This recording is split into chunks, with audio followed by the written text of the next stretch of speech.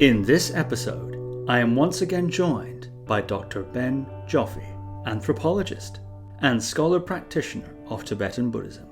Dr. Joffe shares his recent research and publications on the topic of gsel, Tibetan writing about how to remedy the various obstacles and illnesses that can arise during meditation. Dr. Joffe draws on Tibetan gsel texts to describe 3 types of meditation problem and 5 categories of solution, and explains the surprising technique that Taranatha emphasizes as central to removing spiritual obstacles. Dr. Joffe also argues that although there has been increased interest in the negative effects of meditation, the gsel literature remains understudied, and we reflect on the possible incompatibility between Tibetan medical and spiritual cures and modern psychological and psychiatric approaches to meditation injury. So without further ado, Dr. Ben Joffe. Dr. Ben Joffe, welcome back to the podcast. Thanks for having me again.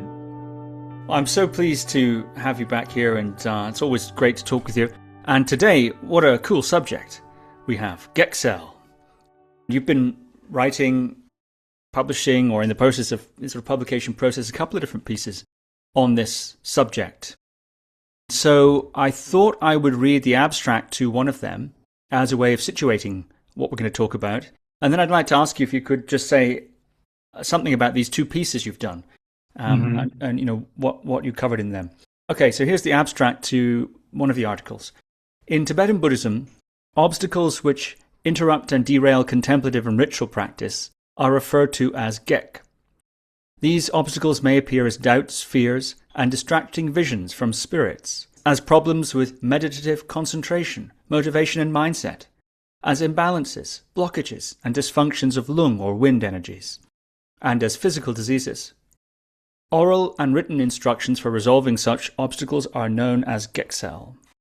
To redress the significant lack of attention that has hitherto been granted to Tibet's rich tradition of gsel literature, I offer a translation of a gsel manual here, a text composed by the prominent Jonan hierarch and meditation master Taranatha, which deals with obstacles which may arise for practitioners of the 6 Vajra yogas of the Kala Chakra tradition. The breadth of obstacles and treatments discussed by Taranatha and his unusual focus on gsel as a specific genre of instruction makes this text an especially useful contribution to growing research on adverse meditation events and relationships between Buddhism, tantric yoga, and medicine. So that's, I suppose, the abstract to one of your articles, and gives us a bit of an orientation. So what have you been working on lately in this area? Yeah, this is just some side research I've been doing, but I think it's kind of the moment. A number of scholars over the past, maybe, quite a few years actually, but especially in the past 2 or 3 years, have been doing more research and investigations from a number of angles on the question of, I suppose, what could be called adverse meditation effects, contemplative challenges, meditation sickness. I've been working quite closely with Piers Salguero, who's a professor who studies medieval Chinese Buddhism and contemporary American Buddhisms, and also medicine, the interaction between Buddhist traditions and medicine. And so over the past few years, I've worked very happily with Piers as an editor to publish articles, mostly translations and interviews with Dr. Nida, my own teacher, sort of around these topics, the relationship between Buddhism and medicine. And then more recently, the newest volume from University of Hawaii Press that I contributed to, one article that's already been published, was an interview with Dr. Nida about gek, this very broad category in Tibetan that, as you read in the abstract, refers to kind of all and any sort, level, or sort of obstacle that might arise when a practitioner is doing like a meditative or a ritual practice. So this is a very familiar category for Tibetans, but it's a very polyvalent category. Gek can appear in many different forms, and I think the broadness of the category is actually its strength. We can talk more about that, but there was going to be a companion volume originally to the first book, the meditation sickness book that Pio Guerrero has edited. And that University of Hawaii anthology mostly has interviews and also translations of source texts about uh, Pierce has been calling it, for convenience sake, meditation sickness. There's pros and cons to using that term in English.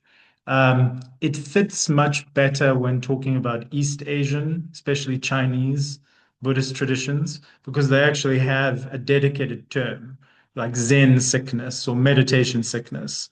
Um, whereas Tibetan Buddhism does not have quite the same concrete term like this. Instead, in Vajrayana, there's just a recognition that obstacles can and will arise on so many levels. It's kind of baked in to the understanding of spiritual practice. In a way, obstacles are inevitable and you could even say essential to practice in some fashion. But there isn't quite the same distinct category of a sickness that is specifically triggered by sitting down to do like a mindfulness practice. Um, in the Tibetan sort of tantric, yogic, and medical context, there's a lot of talk about lung disturbance, wind disturbance, in the context of meditation. But Gek is even broader than that. I think what we'll do in this session is talk about how Gek is classified by Tibetan experts. But essentially, I agreed to do a follow-up article, which is what you read the abstract from. Originally, it was going to be more like the idea was that contributors to the meditation sickness volume would do something more critical, scholarly analysis of what had been submitted in the first book. But I didn't feel like what Nida had already said, what he and I discussed in our interview about problems that arise in meditation, needed much analysis from me. And a lot of what we talked about was gsel, this this sort of tradition in Tibetan Buddhism of oral and written instructions on what do you do when various kinds of gek arise. And gsel is a type of literature in Tibetan Himalayan societies.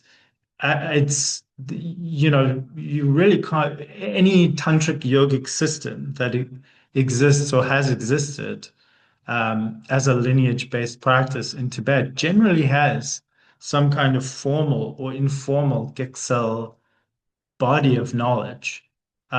This is really rich. Um, it's practices, it's attitudes, it's instructions around, yeah, what do you do either when problems arise incidentally in the course of your retreat. A lot of Gexel instructions are especially about retreat. And so, like, how does the individual yogi or yogini deal with these situations, illnesses, destabilizing visions or meditative experiences, energetic blockages, which could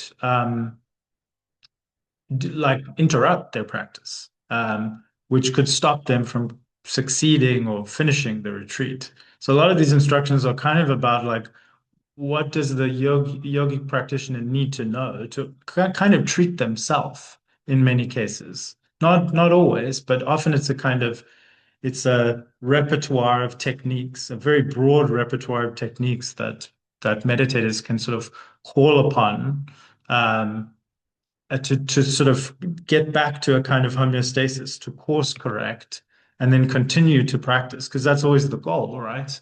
Um, to sort of take these wobbles and these obstacles on the path, make something good out of them to carry on. Um, so I was just very aware that Gexel literature was important and rich. And part of Pierce's vision with a lot of these publications, really the impetus for it, is this feeling that in recent decades, there's been a lot of enthusiasm about the benefits of meditation, but often secular mindfulness enthusiasts have not while they have adopted some of the practices, the traditional practices of meditation, they've often not been as interested in or aware of this kind of acknowledgement from Buddhist traditions that, yeah, often when you meditate, things don't always go, it's not always easy. Sometimes there's quite serious problems that arise. How do you interpret those problems? How do you know what to do when they arise? How do you know whether to treat them as problems in the first place? And I think the general desire from Pierce's end was to highlight that all Buddhist traditions have acknowledged this very extensively and have resources for this. And so it would, because there's now been a lot of media attention and recognition that like sometimes meditation can go wrong, or sometimes people can have really dramatic and unexpectedly strong negative reactions from even a little bit of meditation. Pierce wanted to have a kind of set of resources, traditional resources, and alert people to this. And I knew about gsel literature, and it was quite peculiar that I mentioned in the article, I think there's some obvious reasons why it has remained sort of outside of scholarly purview, but it seems a bit strange how underexplored it is, considering how important these types of instruction are, and also how rich. You'd be hard pressed to find any tantric yogic system in Tibetan Buddhism that doesn't have some kind of gsel, like I said. So I made the choice. I surveyed a number of gsel texts, and I was really struck by this text by Taranatha. Um, I translated a number of texts, and I initially wanted to talk about all of them. Like usually, I try to do too much and connect many things. But Taranatha's text was interesting because it was very coherent as a text. It was very well organized, and he talked he talks a lot in this text about gsel itself as a genre. And that was something that I felt was quite important because if we are going to advance our understanding as scholars, historians, practitioners, teachers about what gsel instructions are, how they're useful in the present, how this type of teaching relates to other kinds of teachings or practices. I think it's good to have a kind of an authority talking about these things in his own context. So I really wanted to zoom in. I didn't just want to translate gsel instructions. I wanted I opted to share parts of a text that really talked about from a Tibetan insider perspective, what is this category of instruction? How do we as practitioners relate to this category of instruction? Taranatha talks a lot in the text about like kind of the right and wrong ways, not just to treat Gek, but to also understand gsel instructions, to relate to them as a practitioner, to know sort of what they are, how they fall in the scheme of teaching. So I thought, it was such a clear um, explication, such a valuable explication that he gave, and I thought it would have benefit to share it now. So yeah, that's the gist of what I've been working on. Really, my initial exposure to gsel in detail was through my own practice tradition of the Yutak, which also has a very clearly organized gsel corpus. And actually, many of the gsel instructions in the Yutak, a tantric yogic set of teachings, inspired very influential medical uh, commentaries and advancements that are still leaned on today. So that's another point we can discuss. One of the really interesting, valuable aspects of gsel as a genre is that it really is kind of like medicine for yogis. It's kind of it's an interesting one of the most fascinating parts of this material for me is how the authors and users of these instructions sort of navigate um, the overlaps and the divergences between tantric yoga and sort of standard or full-fledged medical, professional medical clinical practice. I think that's a really this is a big part of why this material is so rich, that there's this interesting conversation happening in these texts between, okay, here's a medical framework, here's medical approaches, here's yogic approaches that you as the yogi can draw on. And then where might those things diverge? Where do they basically become seamless, and where might it be necessary to call a doctor um, as opposed to calling on the guru or relying on your own knowledge as a yogi in retreat or yogini in retreat. So I find these questions very interesting, and I also believe strongly that they're very relevant to today. Questions today about how to take care of retreatants, um, about how to respond to issues that might arise just in daily practice. I think these things are all very relevant in the present. So yeah. You mentioned that this subject is understudied in Tibet studies, Buddhist studies, and so on, and also in, I suppose, popular Buddhism, if we could say that, in the West. Why do you think that is? I think there's a couple of obvious reasons. You only really need to know about this stuff, these methods, if you're having the problems that they treat. Um, Also, it's not abstract knowledge, as I mentioned in the articles. You don't. It's not philosophical knowledge. It's extremely pragmatic. That's one of the most striking things about gsel as a genre is that it's always it's always it's always pluralist. Um, authoritative lamas will say, well, in this lineage, it says here are some formulas, medical formulas you can use if you have this lung sickness as a result of doing pranayama, as a result of doing these specific yogic practices. Um, but they might say, for some practitioners, that won't work. The problem is actually more about something else, or they might need to just try a number of things. So it's very practical, and this is not really the kind of knowledge you just talk to people about who are not like in the trenches. This is information passed classically between your close meditation mentor. One of the things every gsel text I've ever seen reiterates again and again is this is material which could be valuable. It's material that students of meditation must study. There's a reason why masters like Taranatha went to the trouble of, in his case, he dictated these instructions and sort of synthesized an enormous amount of information from across the centuries into one text. And he did that because he wanted it to be available as a kind of like a small resource for a database for students who are going to be practicing Kala Chakra, tantric yogic practices in the future. He makes that very clear.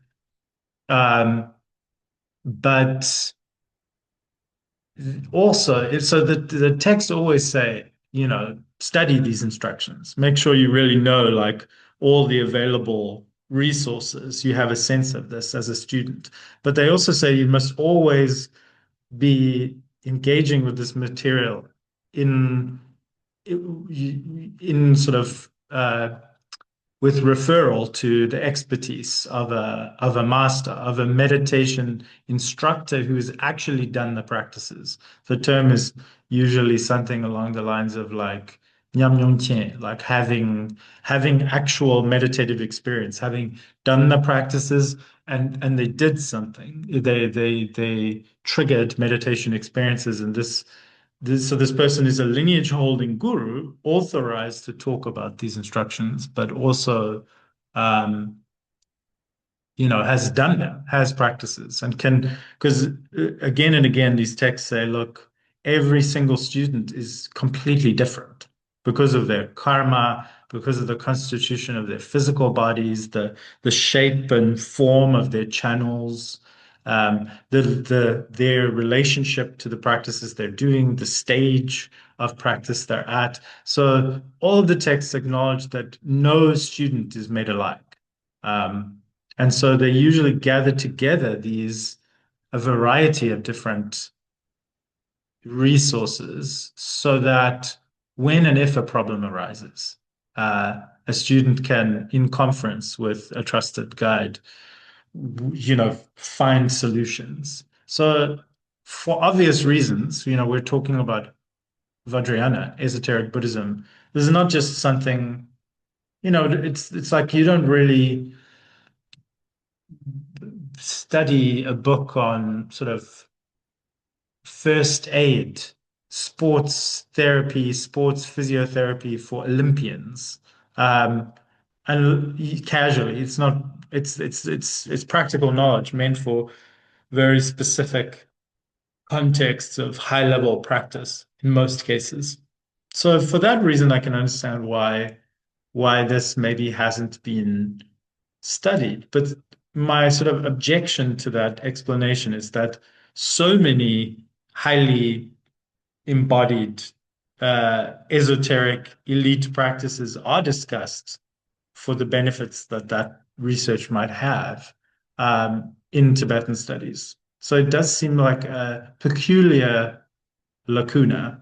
I don't think that's enough of a reason to explain the lack of attention. It could also be like Pia Sorguero has pointed out that there is some resistance to acknowledging that intensive, especially intensive tantric yogic practices, can really create all kinds of weird and wonderful effects. Um, I was sort of butchering my way through Portuguese in Portuguese class the other day. My teacher was asking me what I'd been doing, what I'd been working on, and I was trying to explain this to her in Portuguese, and she's not a Buddhist, she's not spiritual or religious, and she had a sort of, I think, telling reaction. She was like, "Whoa," sort of jokingly. She said, "Well, I think you should stop. I think you should stop there."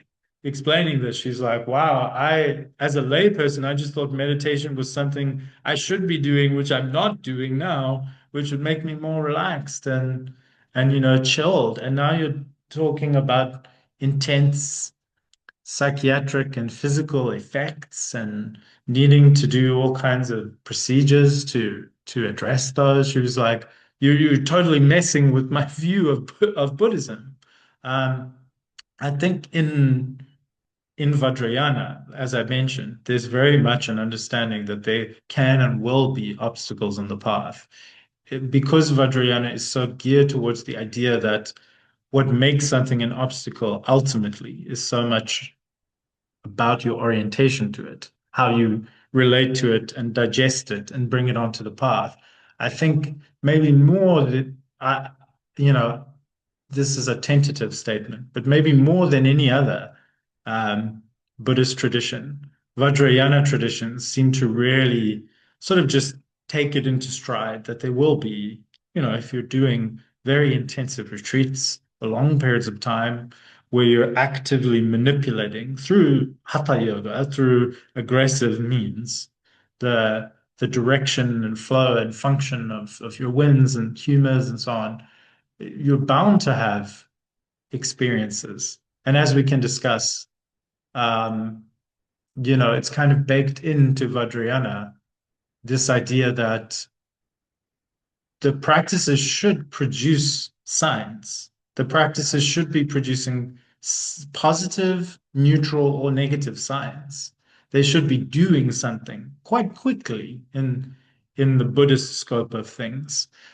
And you need to understand that sort of symptomology, that reactivity, so as to know whether you're doing the practices right and they're pointing you in the right direction and you're progressing in a certain way. And this is why, again, one of the things that gsel literature always acknowledges is that gsel really can't be seen as separate from a different genre, but related genre of instruction, which is known as lamta, uh, signs of the path or signs that arise on the path of practice. And so you need to understand what your reactions and meditative experiences mean. Are they positive? Are they positive but on the verge of becoming negative and derailing? Are they outright negative, undesirable? Whoa, stop.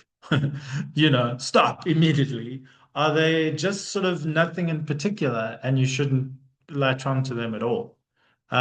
It's not always easy to know that, and the assessment of a particular meditation experience might change over the course of time too, necessarily. Um, so yeah, I think to summarize, part of the lack of attention is definitely that it just that's another point I briefly touch on in the article. This material is very technical. Um, I don't know if everyone would be able to wade their way through it too easily because the authors of these texts um, are usually they're not explaining the structure or path um, or way that these yogic practices or meditation practices are being done. They're often sort of referencing in passing a practice that the student might be doing or a stage of practice. So you need to know the context. That's the first thing. Tantric yoga is already deeply esoteric.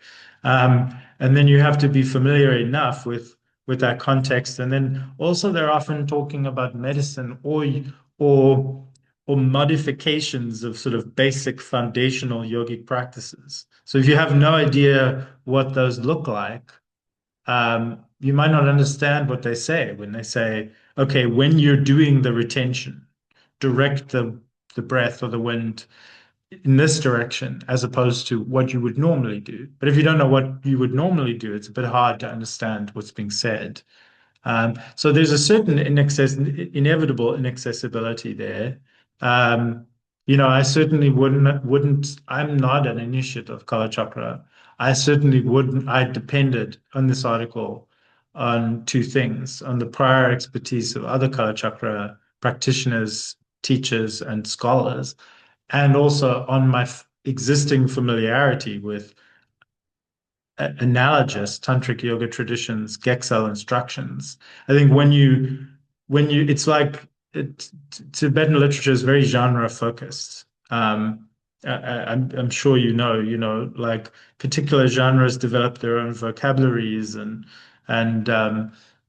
even sort of grammar style of writing. So it definitely became easier for me to understand gsel in general, the more gsel texts I read, for sure, as one would expect. So I think those are some of the reasons.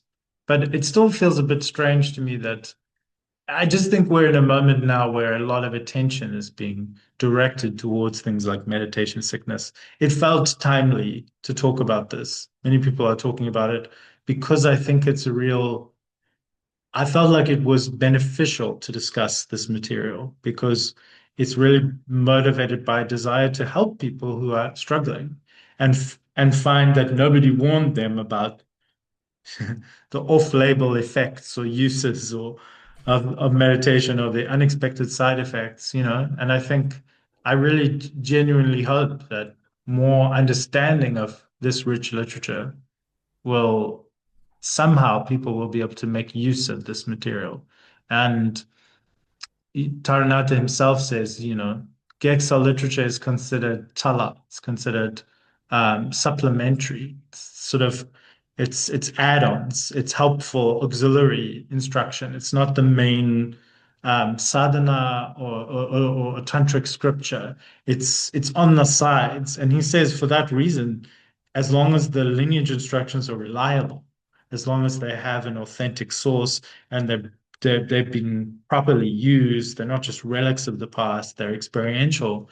He says you can actually mix and match Gegsel instructions. He makes that clear. And that's very unusual. It's not gsel instructions are often lineage specific, because they're particular to a tantric corpus or something like that. But he explicitly says, it's not. He says it's not wrong to to apply gsel instructions from a different lineage if it's relevant to the patient. So there's a kind of medical flexibility. There's a there's a commitment to harm reduction there, above and beyond kind of, even he in his text talks a lot about, he sort of questions some of the lineage instructions he's received. It's very interesting. He challenges them a little bit. He says, this lineage says that this Sanskrit herb mentioned in the Kala Chakra Tantra should be identified as this. But based on my knowledge of Tibetan materia medica and Sanskrit, that can't be true. And he sort of hedges his bets. He said maybe they had a clairvoyant vision. And that's how, or in their case, it worked for them to use that plant that was available in Tibet. But in terms of medical logic, that doesn't make sense. So I would recommend something else. But if you find this also works for you, perhaps the blessings of the lineage are enough. So he's doing his own negotiating of of of knowledge, of the nature of authoritative knowledge. Where how do we weigh knowledge? So I just think there's a lot going on in gsel literature, and it's not really something that you enter into in a kind of removed theoretical way, either as a practitioner or a scholar. So perhaps that has something to do with it. Do you have any thoughts on that, on why it's been understudied? Well, something that does come to mind, this is, off the top of my head. You mentioned when you set that up, you said that secular meditation teachers and so on have taken the techniques, applying them in a secular context, perhaps have not brought some of this context with them. Mm-hmm. It did make me think that perhaps one of the reasons gsel is not so studied is because its episteme is so different. It's a big ask. It's one thing to meditate on the body or the breath or engage even in guru yoga, which people have a great deal of problem doing anyway, wrapping their heads around, or meditation practices of various sort of visualization types. It's one thing to do that. It's a whole other thing to import gsel literature, which presupposes channels, different humors, a whole really rather different medical model. Right. And And I also think there's no consistency between the models. As I mentioned, it's very pluralist in the gsel text. So the practitioners themselves are aware of the fact that there are multiple models. So Taranatha himself specifically says, okay, in this section, I'm going to talk about disease from more of a tantric yogic perspective. I'm going to explain how specific types of humoral disturbance arise from particular parts of the chakras and so on. But then later on, he says, here's a set of here's a discussion, a set of gsel instructions about how to treat energetic and physical disorders, which is much more in line with Soa Rigpa. Because Soa Rigpa, Tibetan medicine, doesn't really talk about illness. It's essentially naturalistic medicine, Soa Rigpa. While it understands that there are subtle energies and humors, it's naturalistic empirical medicine. It doesn't claim that anything that cannot be kind of evaluated physically, directly, empirically, is the basis of pathology. So whereas Taranatha is also drawing from other traditions, more yogic traditions, where they're understanding illness in a slightly different way. Sorikpa has integrated a lot of these perspectives, karmic views of sickness, spirit-based views of sickness. They're all available, but the emphasis in Sorikpa is much more on even the five root winds, for example, that are the sort of very important in Sorikpa are the five vata. They're much more about physical channels. When we talk about channels in Tsarukpa, we're primarily talking about about physical gross channels. We're not talking about meditators channels, more subtle channels, or channels that are being kind of activated through yogic practice and so on. So yeah, in the gsel text, there's always this kind of different authors have different ways of categorizing and sort of placing alongside each other. But that's another epistemological challenge, ontological challenge, even, because they're saying, look, like all of these are potentially valid. This is something that Vesna Wallace has really articulated many years ago very nicely in looking at like the medical and ritual medicine practices of the Kala Chakra. She points out that there's no attempt by these experts to sort of resolve or integrate in some final sense these competing epistemologies. They simply recognize that they exist and that they might be more or less relevant to a particular student at a particular time. And there's no sense that they need to be philosophically resolved. And I think that could also be quite challenging to people because they're being presented a number of different views of reality, you could argue, or ways of understanding their own body and their own visceral experiences. And there's no sort of ultimate preference for which one might be relevant, when and for whom. So that, yeah, that's a good point. That's a it's a another thing that you made me think of just before I forget. In my sort of survey research around Gegsel literature, I encountered a really fascinating text within the lineage of the Karmapas. Uh, and it was a Gegsel text that was entirely devoted to what how yogis can understand the experience of catching lice in the context of retreat. Um, and this text explains, like, look, on one level, lice are a parasite that you can see with your physical eye. Here are the reasons why you might get lice.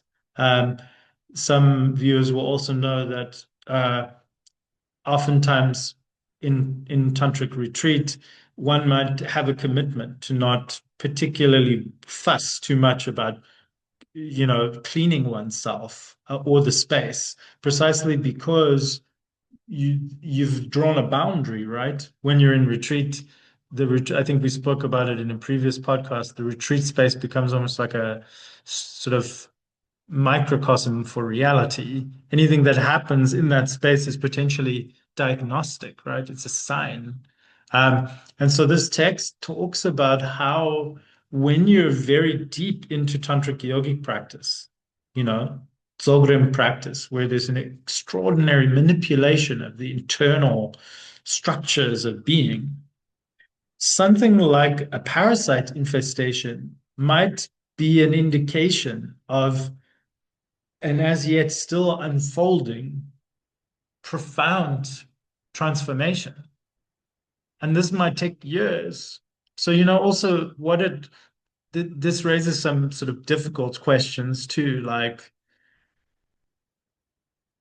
we really have to understand who these instructions are for and the level of practitioner, because many Gegsel instructions are sort of assuming that someone's preference is going to be staying in retreat at all costs, right? There's a beautiful Gegsel text that's supposed to have been transmitted by Naropa originally. And he talks about how to resolve sicknesses and spirit attacks and all these things, mental instabilities in the context of retreat. But then he says, if you get so sick that you die, well, here are the instructions on how to die well, how to turn your death in retreat into your practice. So this is a very different sensibility to like the kind of weekend hobbyist meditator who might in a very valid way want to just gain some control over their mind and their breath and relax a bit. And then maybe they find they have some obstacle. Maybe the instructions, the Geksel for them would be very different to a yogi who's like, okay, well, I'm in this cave and either I get through the stages of this practice and digest and metabolize the effects that this might have, or I die and then try again next life. So that's a very different orientation already. That orientation itself is going to change how you even understand what counts as a gek, good or bad, positive, or what remedies you'll apply in what sort of way. So yeah, I do think there's actually quite a big challenge in, maybe this is a little bit salty of me to say too, but when you read gsel literature, you have to also accept that tantric yogic practices really work. They really do stuff, quite visible, profound things, like for better or worse. Um, so if you were sort of agnostic or on the fence about the idea that these practices actually transform body, speech, and mind in quite startling ways, in quite like anomalous ways, um, like people's bodies are not working like ordinary people's bodies. I mean, a lice in some of the descriptions of the stages of lice infestation, this is not lice as we understand them. These are not things that a sort of entomologist would say lice could do, or the parasite infestation is connected with sort of very intense mystical experiences or bodily purging, and these are not things that fit in they require us to be quite open to not only other realities of the relationship between body, breath, mind, but also, yeah, just we have to accept that these things work, that they do something when practiced. Maybe really some things are really bad, like things can go really wrong, but also that they really work really intensely and really fast. So I don't know if everyone's game for that, like on board for that. If they're maybe studying this material from the sidelines, it's harder to do that. If we're talking about opening channels and certain effects happening, visible effects in the physical body, this is, some people are just like, well, I don't know what to do with that claim. Um, Maybe that's also part of it. To develop that thought a little bit more, if I think about the kind of discussions that are happening about meditation gone wrong, it's typically in a very psychological, psychiatric frame. Hmm. And that's how the symptoms and so on are conceived of and interpreted. And that's also how people are, how the remedies are presented. Hmm. They're seen as meditation can give you psychological problems, Hmm. or psychosomatic problems or something like that. And so when I was saying earlier that there's a very different presupposition there, a different worldview going on, I think if somebody's having psychological problems, if we think of it like that, coming from meditation, and then we're talking about applying various different ointments or holding the breath in a certain way or exhaling from a Hmm. certain nostril, or perhaps even Hmm. doing visualizations or propitiations and so on. Hmm. From a certain point of view, from a psychological, psychiatric point of view, these would be seen perhaps at best placebos, maybe some sort of Hmm. nervous system regulation, but Hmm. perhaps even making it worse. If you're beginning to have Yeah. delusions and you start, Irresponsible, yeah.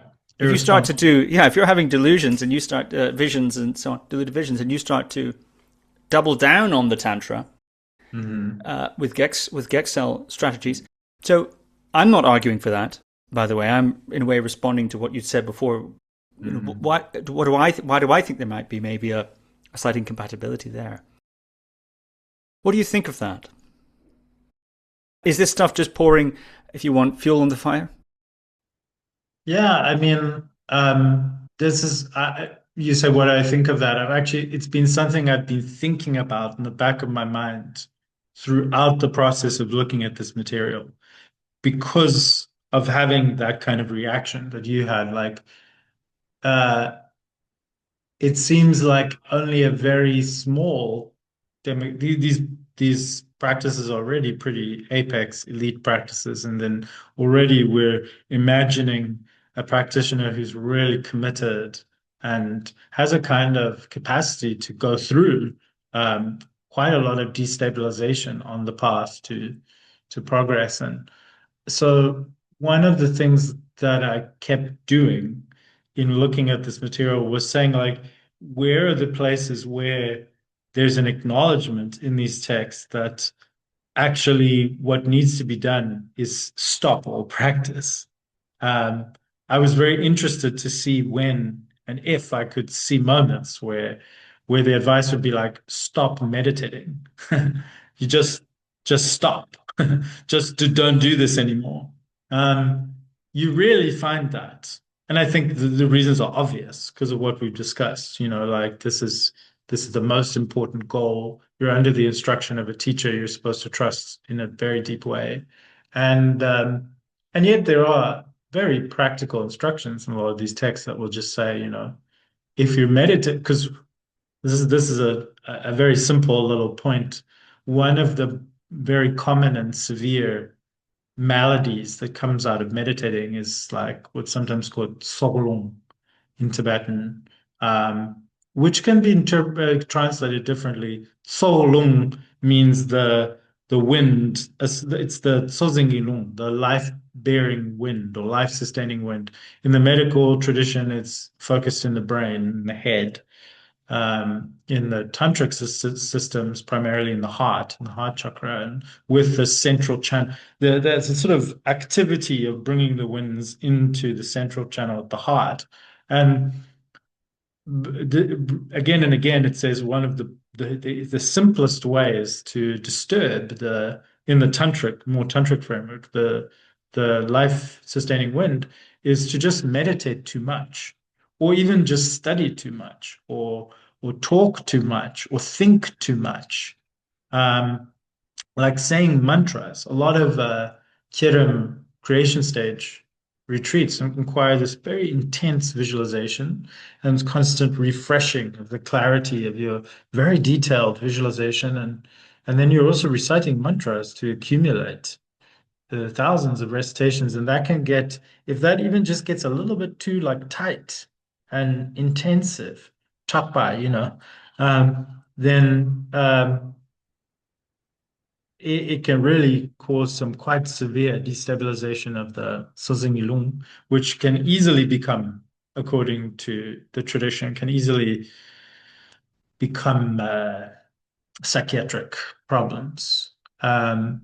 So, yeah, I mean, the texts do acknowledge that sometimes too much meditating is bad. A lot of the time, too much meditating is bad. So you see these acknowledgments where they say break up your sessions, do shorter retreats, go outside, sit in the sun, take a walk. If you've been in a dark retreat and things get overwhelming, the simplest, most powerful thing is to go outside and sunbathe and take a walk. Like so there is this acknowledgement. In the text. But yeah, I mean, it is tricky because we're coming from a different, one of the most interesting parts of in the other already published interview that Nida and I did about this. There's one part in that interview where Nida talks about kind of like the pros and cons of the different, he sort of sketches out maybe like three different angles that you can take on these, because we discussed a bit cases that he knew of like people who had done retreat and then they had kind of gone crazy, had quite severe psychotic breaks, you know, um, in sort of a total break from reality or inflation of sense of self, delusions of grandeur, like thinking they're already enlightened or are Yishtsogyal. And there are a lot of stories. I think some of your guests on the podcast have spoken about stories like this, where sometimes monasteries or hermitages don't really know what to do with those individuals. They know things have gone off the rails and it's not good, but they're sort of maybe they'll call for a doctor, but maybe the doctor can't arrive immediately, so they sort of just sometimes even lock them in a room, like just keep them, prevent them from harming themselves or other people. But it's not a perfect situation. So one of the things that Nida talked about was like, okay, so sometimes there's this more sort of moral framework, this traditional framework that will say, well, this probably happened because the individual in question maybe has obscurations that were quite thick or strong, and they need to actually go back to basics. They need to do more merit accumulating and purifying practices like prostrations. Um, Obviously, if that person is in active psychosis or mania, you're not really going to be able to tell them, just spend the next 3 months prostrating. The responsible thing to do is obviously, in cases like that, I think what you typically happens is that the individuals will be given like medication, powerful wind stabilizing medication that allows them to sleep, which would be also the approach that a psychiatrist would probably take too. If someone was sectioned, they would be given medications so that they could sleep, maybe get into some kind of homeostasis. But one of the things that Nida mentions in the interview is that there is some benefit to that view because you're not necessarily being, from one perspective, you're being told, yeah, you've got these karmic obstacles or you need to do more purification, but you're not being told, okay, you're mad, you're crazy. So now you can't practice spirituality. You're being told, okay, what you did, maybe you jumped ahead too much, but you can now focus on something more stabilizing. You're not disqualified from, you're not suddenly sort of stigmatized for the rest of your life, potentially. So there's some positive dimension to that. But of course, if you're in active psychosis or these practices are only exacerbating the problem, then that's why you need an external perspective. You need a mentor to assess. It always says, as much as some of these practices are meant to be applied ad hoc as problems arise, there is always the idea that at a certain point, one needs to have the confirmation needs to have a referral. And there's also interesting mentions in these texts. We can sort of intuit the scene, the social scene of some of these older texts, like Taranatha regularly mentions, like for practical purposes, but it's interesting. He regularly says, if you can't reach that spot that you have to massage, to help the wind blockage on your spine or something, he says, get your companion, get your friend to hang you upside down or tap on your back or massage you. So um, there's the idea too of a community of practitioners that are at least acknowledged as being potentially on call, who can assist with, and perhaps that assistance also involves referral to medical professionals. There's definitely the idea, even in these gsel texts, that um, sometimes you need a doctor. It's beyond the limits of what a yogi or yogini can do. But we also have to appreciate that historically, some of these yogis would have been very isolated, by design. Um, but that's why I like these references to Drogpo, friends, because it reminds us too that even if you're in closed retreat, there's always people around. There's always a social network of people that are enabling that isolation, that beneficial isolation to happen. And they also are the same people who can assist when things go wrong and can check on the individual, whether they have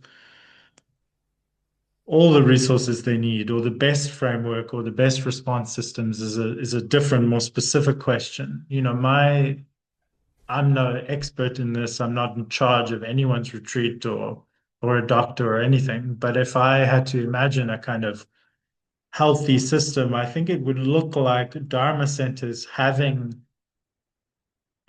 people with a kind of informal, non-professional knowledge of Tibetan medicine and Western biomedicine and psychiatric response systems, and then a very robust referral network, and also at least one or two trained professionals on site in association with like retreat structures. Um, that would be that to me seems like an ideal scenario that would also be in line with traditional ideas. But again, I think what we keep coming up against is this different worldviews about obstacles. You know, Vajrayana is often described as a path which turns obstacles into blessings, transforms obstacles into siddhi. You know, you even see it in the word. You know, um, Gek in dictionaries is usually glossed as being synonymous with two other Tibetan concepts, Kyenge, um, adverse conditions or circumstances, things that work against you, unfortunate circumstances, factors, and parche. Parche is the classic word for obstacle, and it's etymologically so clear.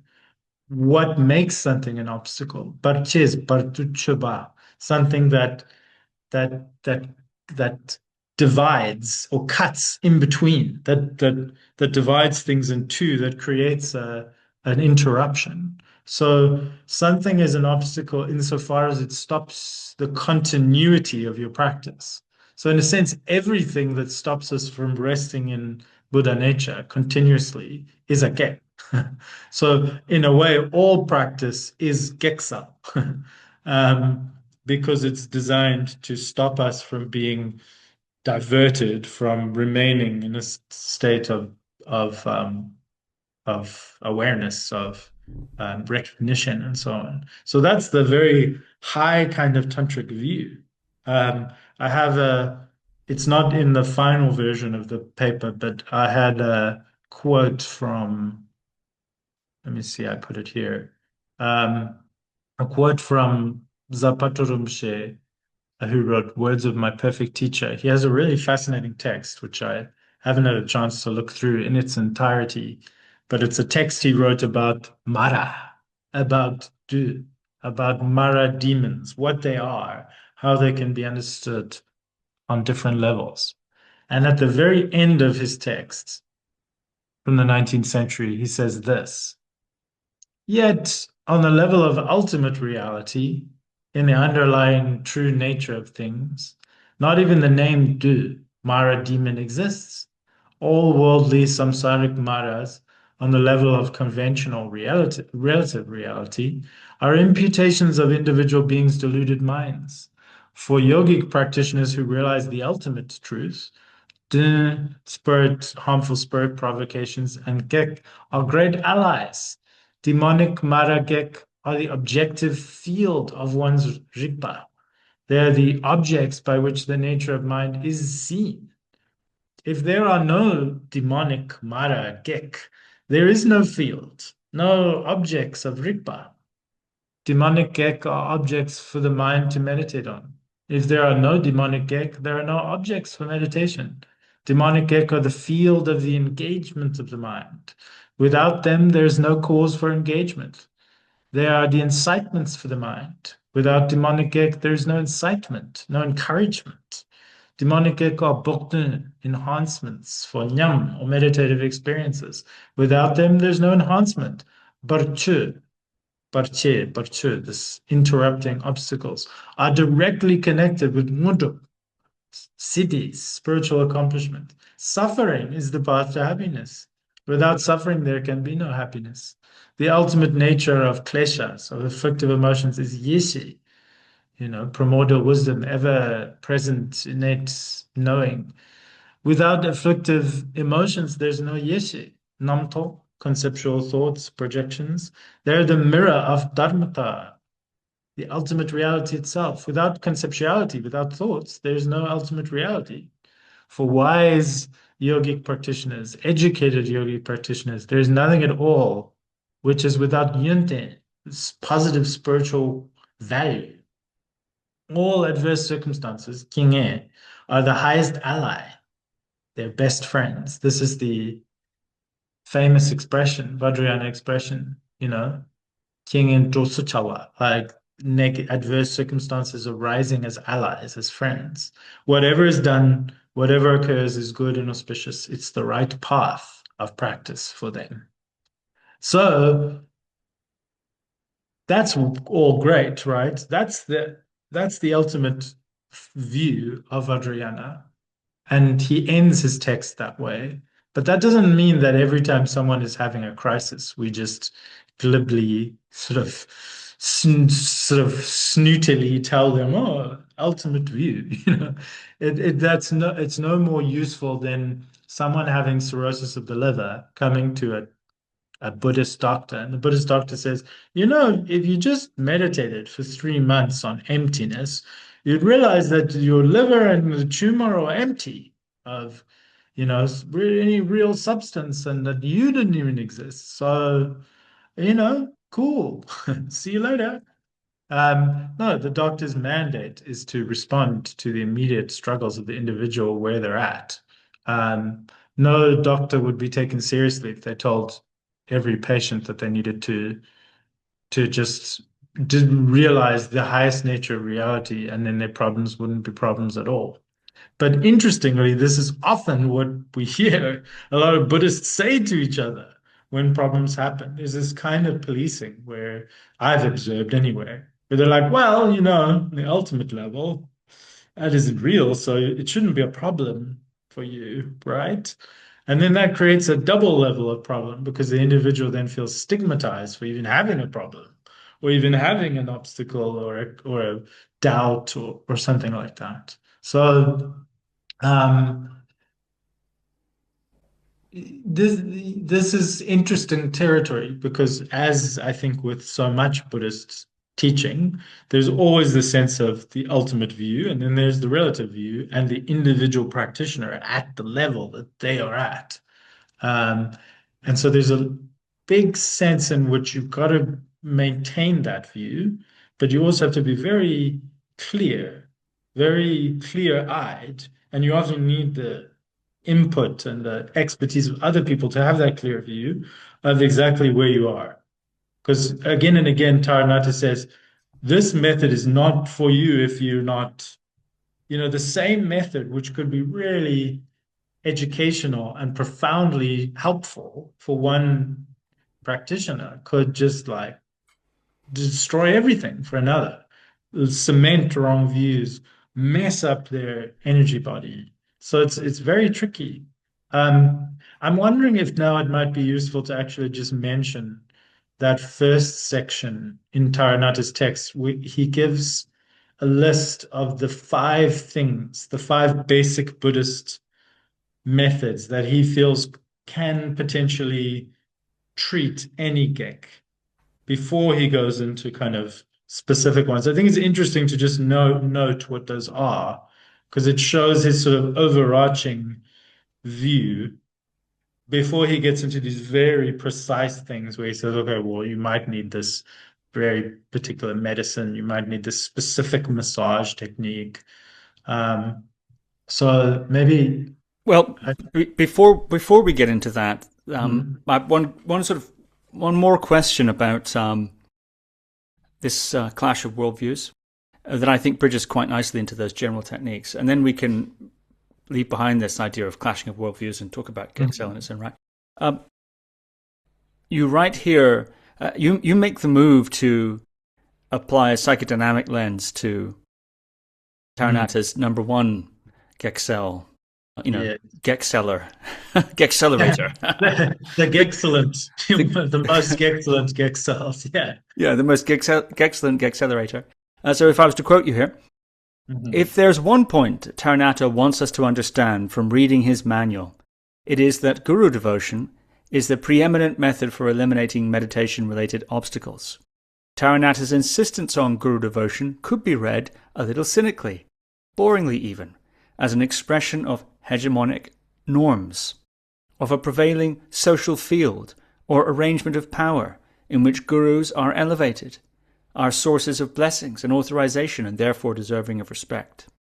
There is some room, however, I'd argue, for reading Taranatha's insistence on guru devotion through a somewhat more psychodynamic lens, as having something to do with mental orientation or mindset in relation to meditative cultivation. So it strikes me here that you're, in a way, trying to bridge these two different worlds by thinking, okay, maybe we can think of this psychodynamically. Will that make it easier to swallow the medicine, so to speak? So I wonder if you might say a little bit more about the psychodynamic lens that you're thinking of here, and perhaps that will lead us quite nicely into these five general types of gsel methods. Yeah, definitely. Thank you for bringing that up. I do think it's a good bridge. The guru is the bridge, actually, as well. I would say. I mean, that's not just me trying to sell people on the bitter pill of guru devotion, which I am aware they might feel as like maybe not palatable because like, oh, if someone's having psychiatric distress, don't tell them to just pray more to the person who is maybe they're scared to upset because they're having problems. I genuinely think from my own meager experience that the mechanism of guru yoga can be very powerful um, in moments of crisis, but only if certain, I suppose, if it's available to practitioners to draw on. So what I was getting at there, I cite Dr. Nida's own framing, and then a colleague of mine, Renee Ford, has also written about, again and again, we hear this insistence in Vajrayana that if you really want Mahamudra, if Mahamudra is going to work, or if Hatha Yoga, Dzogchen is going to work, you have to have sort of this bedrock of Guru Yoga to kind of fill the gaps because you're trying to do something very subtle. Mind is trying to recognize mind, and the Guru Yoga becomes this bridge, this emotional, effective bridge. Um, Taranatha says, he says, he has the same tonality that I have in this article, I think. He says, I'm telling you guys, I found his tonality very interesting. He says, Guru Yoga is the ultimate enhancer for all practices and the ultimate remedy for all gek. And he says, like for real, guys. I found it interesting that he stresses that for real part, and he imagines critics in his own time who would say, Guru Yoga is not that deep. He has a little section where he says there's these very self-important people who think they're so advanced and they understand Tantra so much that they're beyond Guru Yoga. He says he imagines he's got this sort of imagined opponent who says these people who will never make their practices really, bear fruit because they think that devotion, the cultivation of devotion, is just for uneducated people. And he uses this interesting term that I have in gigantic footnote about nyama, which can be interpreted different ways. It can just mean female, woman practitioners. More commonly, it means lay practitioners who have busy working lives, who sort of practice on set days in the lunar calendar, but so sort of like hobbyists, people who are not that serious about Dharma. They're not doing all the real juicy stuff like, Salum, Trukor, all the yoga, breathing, and he says, no, I really mean it. Like, it's really true. It's interesting to me that someone so ensconced in the world of Tibetan Vajrayana, where it's so hegemonically normative that Guru Yoga is the sort of beginning, middle, and end of practice. I found it interesting that I don't know what it means exactly, that he really wanted to stress that. He's like, guys, perhaps it was that there really were people who were trying to go beyond basics. He was trying to, maybe there is this allure where you think because I'm doing very differentiated, advanced practices, I need very differentiated, advanced remedies. But he says, no, Guru Yoga is that's all you really need. But here's all the other things too. So what I was thinking of in terms of saying we could read it, so we could be quite cynical and we could say, of course, he's going to recommend that because that's the sort of part of the social political mechanisms of transmission it's part of the architecture of Vajrayana in the world in which he lives. That's why he's saying it. But I genuinely think that I hope that people will do clinical research on what happens to a person when they have a devotional or prayer, a devotional prayer practice to lean on.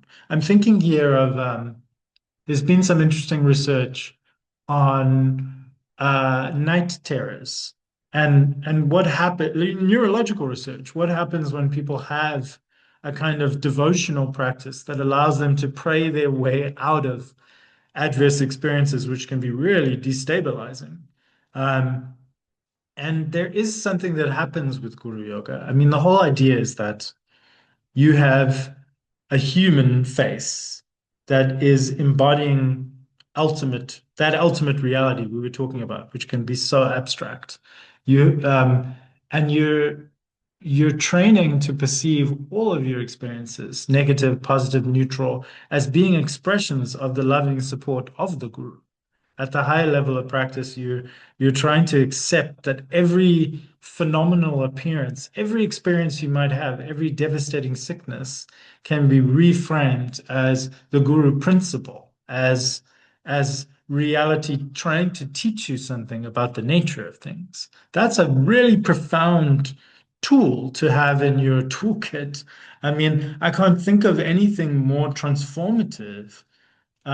We know um, in a variety of ways that when people have experienced adversity, spirituality in general, understanding their experiences within a frame of this is part of a design or this is God communicating in a specific way to me. I accept these experiences. Um, I genuinely believe that on a very embodied psychological, neurological level, that's profound. Having the ability to bring these experiences onto the path and fold them into that sort of intersubjective mechanism of Guru Yoga, where I mean, it's also just profound to feel like in your darkest moments you have at your disposal. I find this a lot. Like even if I doubt my own devotion or depth of practice, it's almost automatic. If I'm having Sometimes I forget that the guru can be called upon at all times because the guru can appear in any moment in any form. So if I have a negative experience that feels overwhelming for me and I find myself in the grip of putting a lot of pressure on myself to solve this problem by myself, as myself.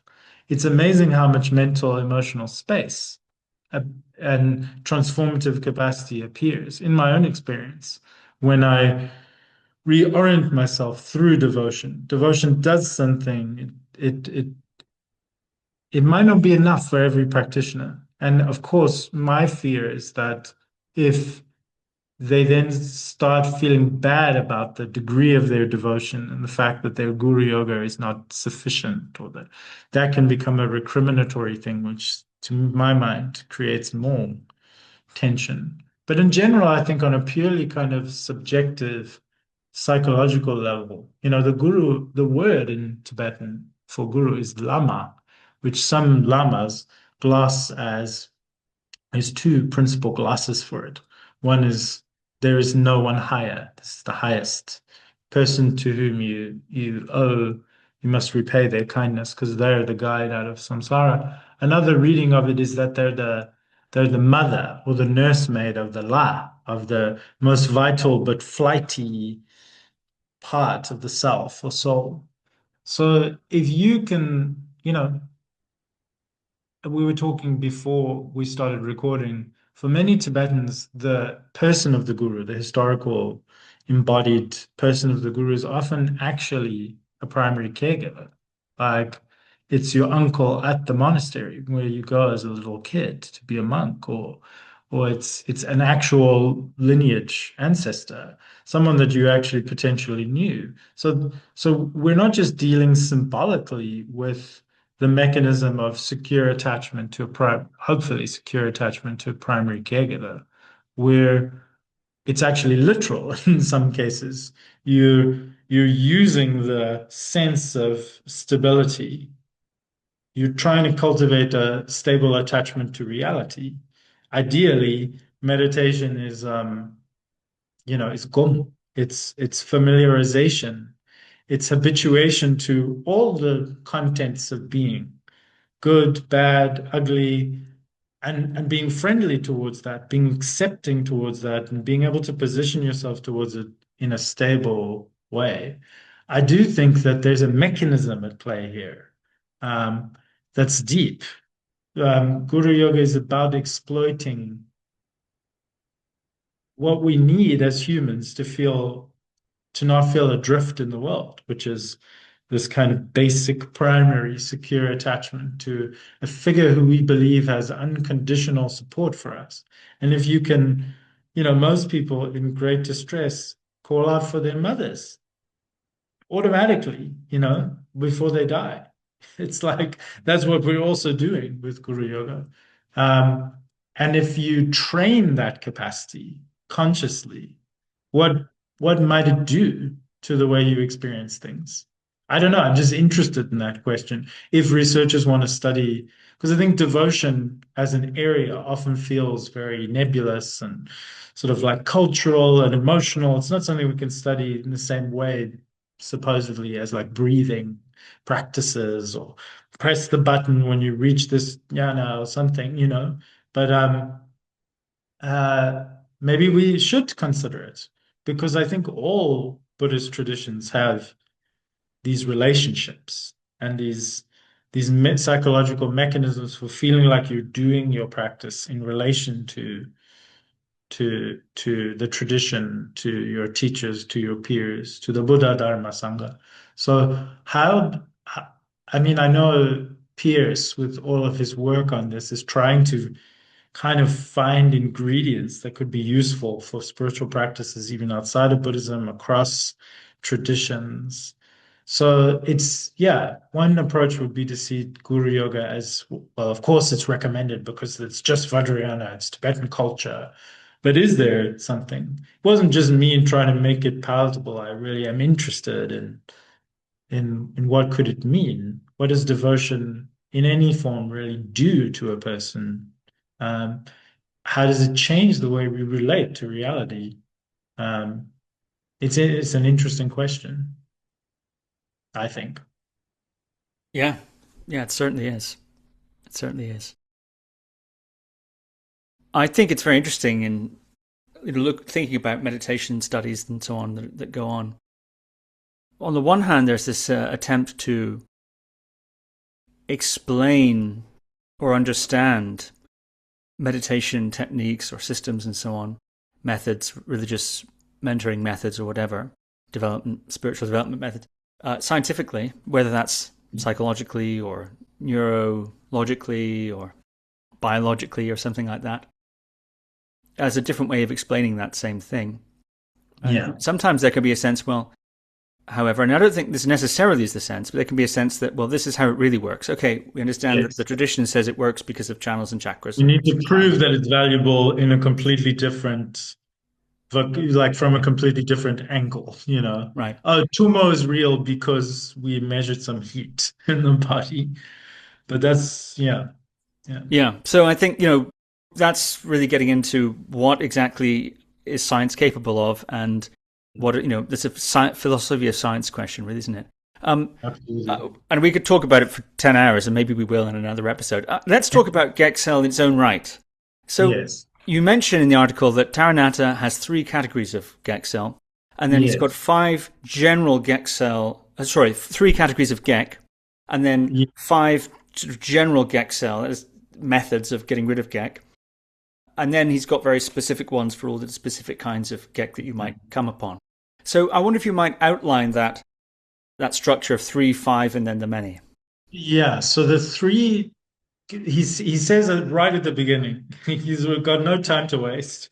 He says, homage to the guru. Anyway, the all get can be. I mentioned before, he's actually dictating this text to an unnamed scribe. It's quite remarkable that he's dictating this from memory because you really see him synthesizing from many lineages, Kala Chakra lineages across the centuries. So I sort of was trying to imagine he says he's in retreat at his retreat center near Jonang Monastery. So he says all Gek can be sort of reduced down into three. So he says there is Gek of associated with De and Maras. So we've mentioned this a bit already. Um, Gek that is, I suppose, in the harmful influence from spirits. Again, spirits in bunny ears because this is understood, these are things are understood in more external and internal ways, depending on one's level of practice or point of view. But he says the scheme he uses is he says those kind of maragek, they affect both the body and the mind. This is hard to sort of distinguish whether it's squarely one or the other, but they affect both in equal measure. And really, um, these are strongly associated with, I suppose, what we could call motivation for meditators. Like this is a category. Taranatha didn't invent this. Like a lot of other gsel recognize this as a specific category of gek. It's often analogized to the secret level of gek.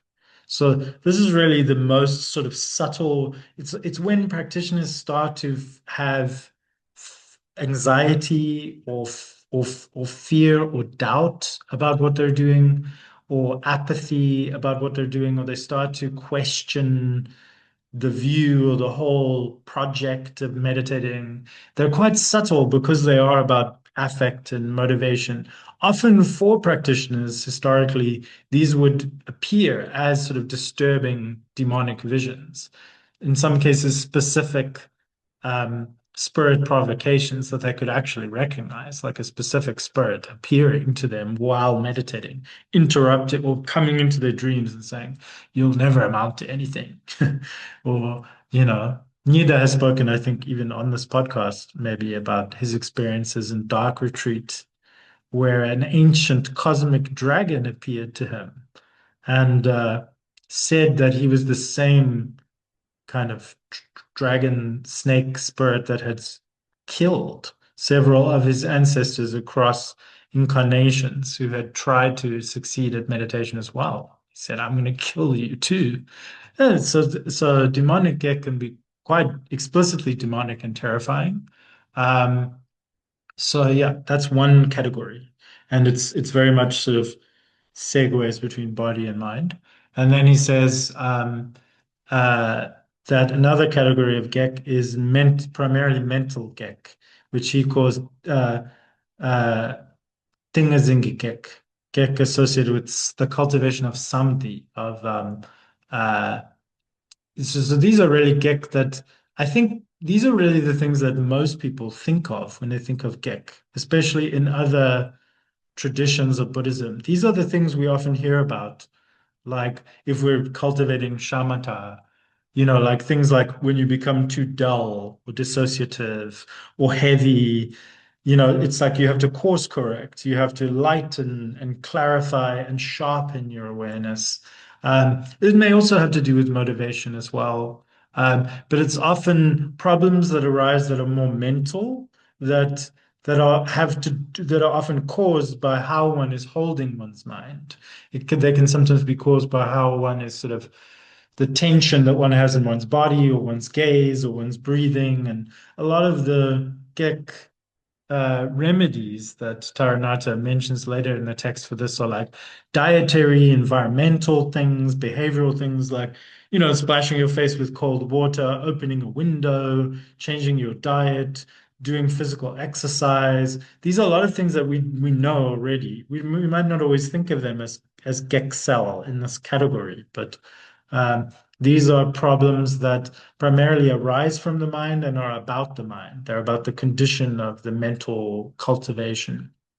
And then there are primarily physical gek, which are due to imbalances in the bodily constituents or the elements that make up the body.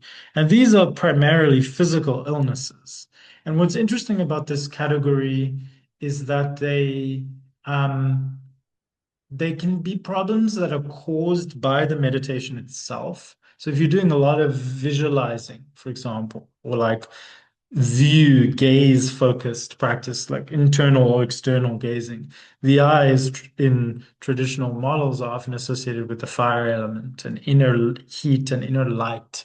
So a lot of Buddhist texts talk about how doing a lot of this type of meditation can increase the fire element in the body, which can then have these knock-on effects and then would require a sort of remedial treatment that would maybe apply more cooling water effects. That could be through behavior or medications or visualization. So some of these physical, primarily physically expressed gek are the direct result of meditating.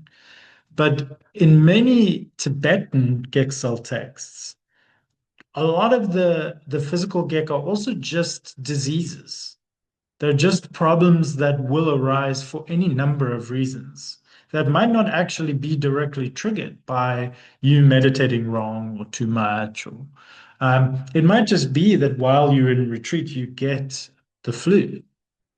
It's still a gek because you can't meditate as clearly as you were before you got sick. So you need to cure so it might be because of karma. Some Gexel texts are interesting. They kind of create a bridge. They say, the more you rest in one pointed non-conceptuality, this is something that another Gexel text, a famous Gexel text by the founder of the Jigong Kagyu school, um, he talks about this. He says, sometimes your latent karmic seeds actually acceleratedly ripen when you rest in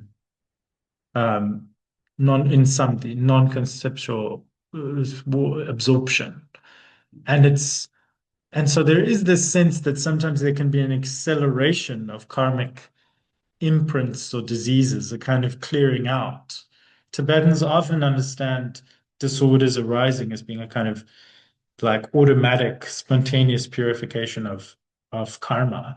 And so how you then relate to that, it's this difficult thing of like, do you cling to the experience of the disease and get more stressed and maybe create more imbalance? Or how much do you focus on the cure? How much do you bring it onto the path and accept it? How much do you try to treat it with meditation, which is what this other Mikpa Geksa Chimon text is about. Using visualization to cure diseases that arise in retreat, which, as I said, may or may be directly related to meditating itself. This threefold scheme of Taranatha is, like I said, he didn't invent it. It's very similar to what a lot of other authors talk about, although we often find in the Nyingtic corpuses, the more Nyingtic corpus, a more common scheme that's very analogous is outer level Gek, inner level Gek, and secret level Gek. As I mentioned, secret level Gek is usually this dun, mara, doubts, sort of wrong orientations, scary demonic visions. Inner level Gek is usually like that's where we're really talking about that sort of in between level of lung disturbance, wind problems, blockages, and those are often cured through like yogic exercises, more breathing, sometimes medicine, and then the outer level is considered to be the physical elements, physical health problems, humoral disease, which can actually be the outer level Gek. Taranatha explains this. He says you can pretty much cure outer level Gek with any method. You can do visualization, meditation to cure your physical body. You can take medicines. You can do some rituals. You can merit accumulating practices, pray to the guru. And that's especially true if the physical problems are just sort of incidental. Then it's kind of up for grabs what methods will work best for you. But you have to be very careful with the other levels of Gek.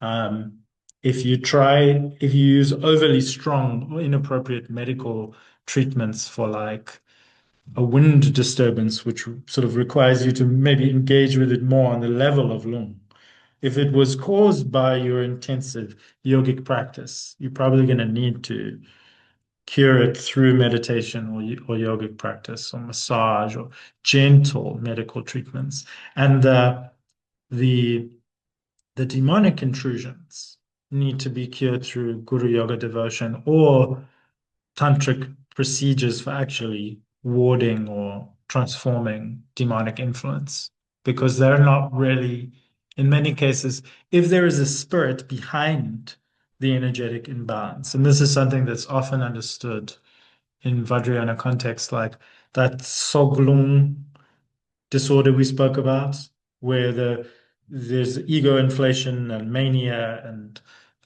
psychosis and dissociation because of the shifting of the wind in the central channel around the heart. This is very strongly connected. The idea is that there's kind of classes of spirits that are sort of help to. Taranatha explains this in the text. He says they are the background helping influence. They aid and abet certain physical and energetic disorders because that's their nature. They like to make meditators. So, like the type of spirit that's most consistently associated as the background influence for Solung, Ninglung, this heart wind or life-sustaining wind disorder is Gyalbo.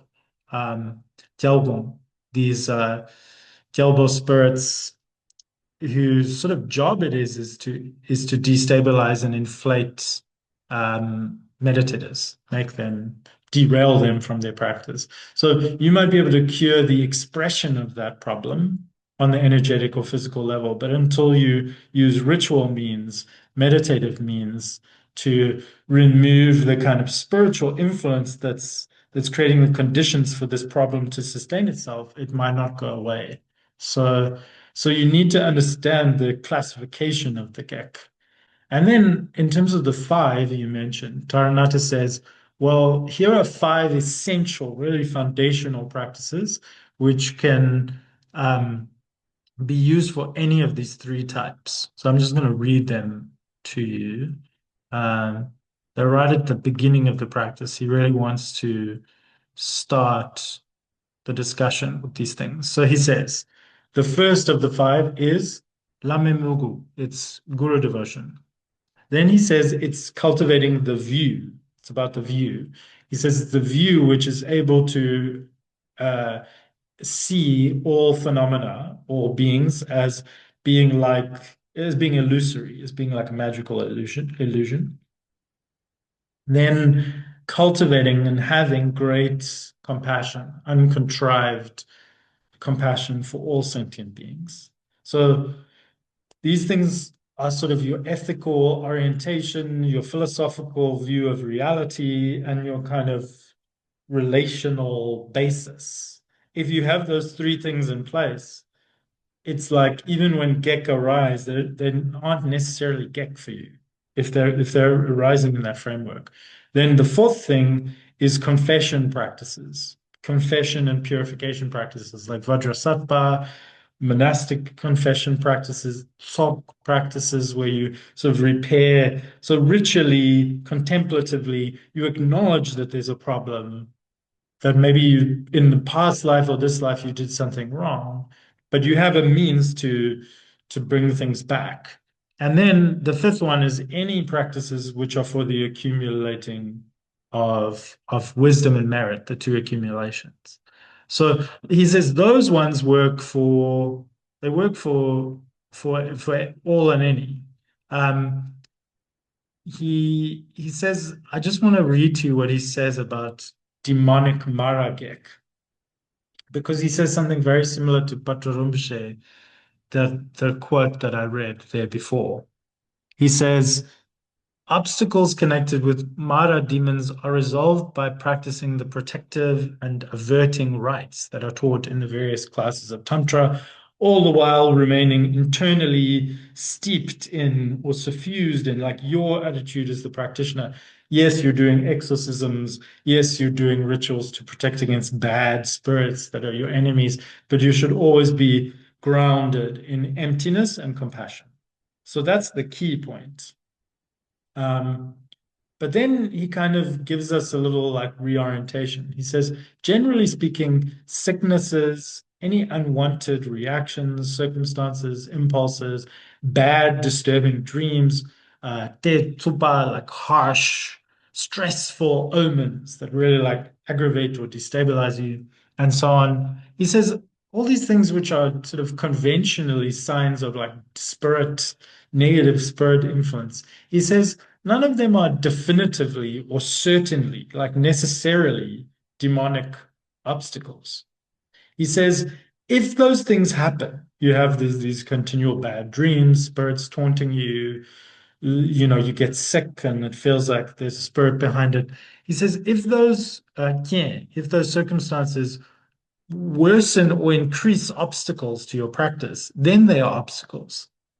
But if those obstacles end up encouraging more practice of Dharma, if they make you more inclined towards virtue and merit making, he says, even if you just get good karma from doing a ritual, a rimjo, like a remediating ritual to heal yourself or others, like because you might do a ritual to heal like a spirit caused illness, right? A skin affliction, let's say, because the nagas are mad at you, because they came in your dream. Then you do a practice, and while you're reciting the liturgy and manifesting as Chenrezi, let's say, you think about all other beings who have been afflicted by naga sickness, and you also think about how much it sucks to be a naga who's just attacking people and getting bad karma. And so you're already getting so much good merit from doing the practice to exorcise the spirits that you can't rightly say that the obstacle was an obstacle because look at all the good it's done. So he says, if if these sort of spirit afflictions end up making your compassion, renunciation, and devotion greater than they were before, then they are an incitement or encouragement towards Dharma, and you should think of them as having been enabled through the compassion of the three jewels, Buddha, Dharma, Sangha. And then he says the inverse. If you're having all these good dreams and omens, if your riches and resources are just increasing, if people are speaking kindly about you or highly about you, if you get all this good news and pleasant speech is happening and you have these little flashes of momentary happiness, those are also not necessarily the blessings of the Buddhas. If they end up making your Dharma practice worse or becoming distractions in themselves, then they are maras. So if they make your own and others merit increase, though, if the good experiences increase merit and they help you and others, then they're the blessings of the deities of virtue, the light side, he says, or the three jewels. So again, we have this idea that we can't inherently, we can classify these things, but it all comes down to our orientation. Um, so those are the five, and you'll notice that they're very classic. They're very classic. It's just like be an active, good Buddhist. Always frame everything in terms of merit making beyond a fixation on the self, in terms of a devotional practice. All those five things are things that are sort of baked into Buddhist practice, but one might maybe need to, they're like first principles in a way.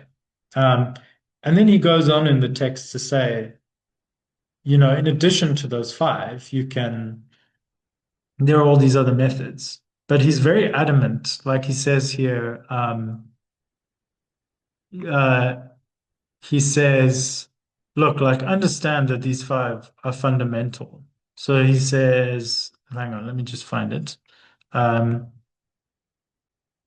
he says, if you just like ignore devotion and the rest of the other four common methods that I described, and you think that you'll still be able to eliminate obstacles and enhance the efficacy of your practice just by doing visualizations like visualization meditations, lungjor breathing techniques, and lujong physical exercises in a kind of half-hearted way, he says, if you think that that's going to really help you get rid of obstacles, or if you think that just every once in a while applying some medical treatments like stick therapy, very interesting yogic self treatment, moxibustion, bloodletting, using suction horns and needles and lancets. He says if you busy yourself with all this stuff without those five, then that is total self-delusion. It is the deluded deceiving themselves with delusion. But then he says there's certainly a few situations when applying such lesser medical treatments in addition to the five common methods, it may end up being the right thing to do. He says, provided the obstacle is mostly a disturbance, a physical disturbance or illness in your body. But even then, you might use the medical treatments badly or wrong, because a lot of these yogis are not like fully professional doctors either. So if you don't know how to distinguish between, you can do a lot of harm, he says. And he says a lot of that harm comes from, this is something we haven't quite talked about yet, but he says a lot of that harm comes from not knowing how to distinguish a nyam, a meditation experience, from a kek. Um, and he says you can still do harm with these strong medical treatments, even if it really is a negative kek that you have, as opposed to just a passing meditative experience. So he's very clear about how you should understand how these things all sort of fit together. So then just to give a summary, in the rest of there's five sections in the text as a whole. The first section is introductory, and he sort of advocates for proper understanding of these five common methods. The second section is all about how to cure yourself through breathing techniques and yogic techniques, trokor. These are all methods that yogis at this stage of Kala Chakra practice would already know. So like things like kumbhaka, like a bumbachen, like the sort of foundational breath retention, breath churning practice. So the understanding is that yogis will already know how to do this. Maybe these practices will have caused problems, but now he's explaining how you can use more bumbachen slightly modified to fix them, or more vajra recitation, vajra chanting, this internal correlation of the stages of breathing with mantra syllables and visualizations. Um, these are all methods that yogis would already have like in their repertoire, but he's now explaining how they can just sort of be reapplied. Then in the third section, he lists traditional remedies, mostly medical kind of treatments and formulas and chilin, um, these elixir extraction, alchemical elixir extraction methods, which are associated with uh, uh, Kumpang Tuje Sundu, he's kind of one of the earliest Kala Chakra masters in Tibet. He was really the vector for the transmission of multiple Indian lineages of Kala Chakra teachings. And so he's kind of paying due diligence to some of the earliest lineages of Gegsel that are more kind of like, they're very simple things, like, how you can balance lung by eating dairy products and different types of meats. They're quite medical, but there's also some formulas.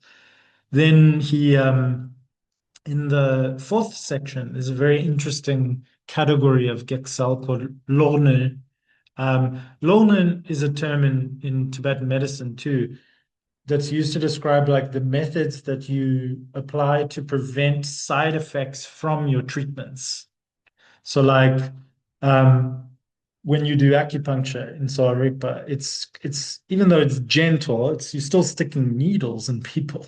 So it's considered an aggressive, invasive procedure. So that can trigger lung.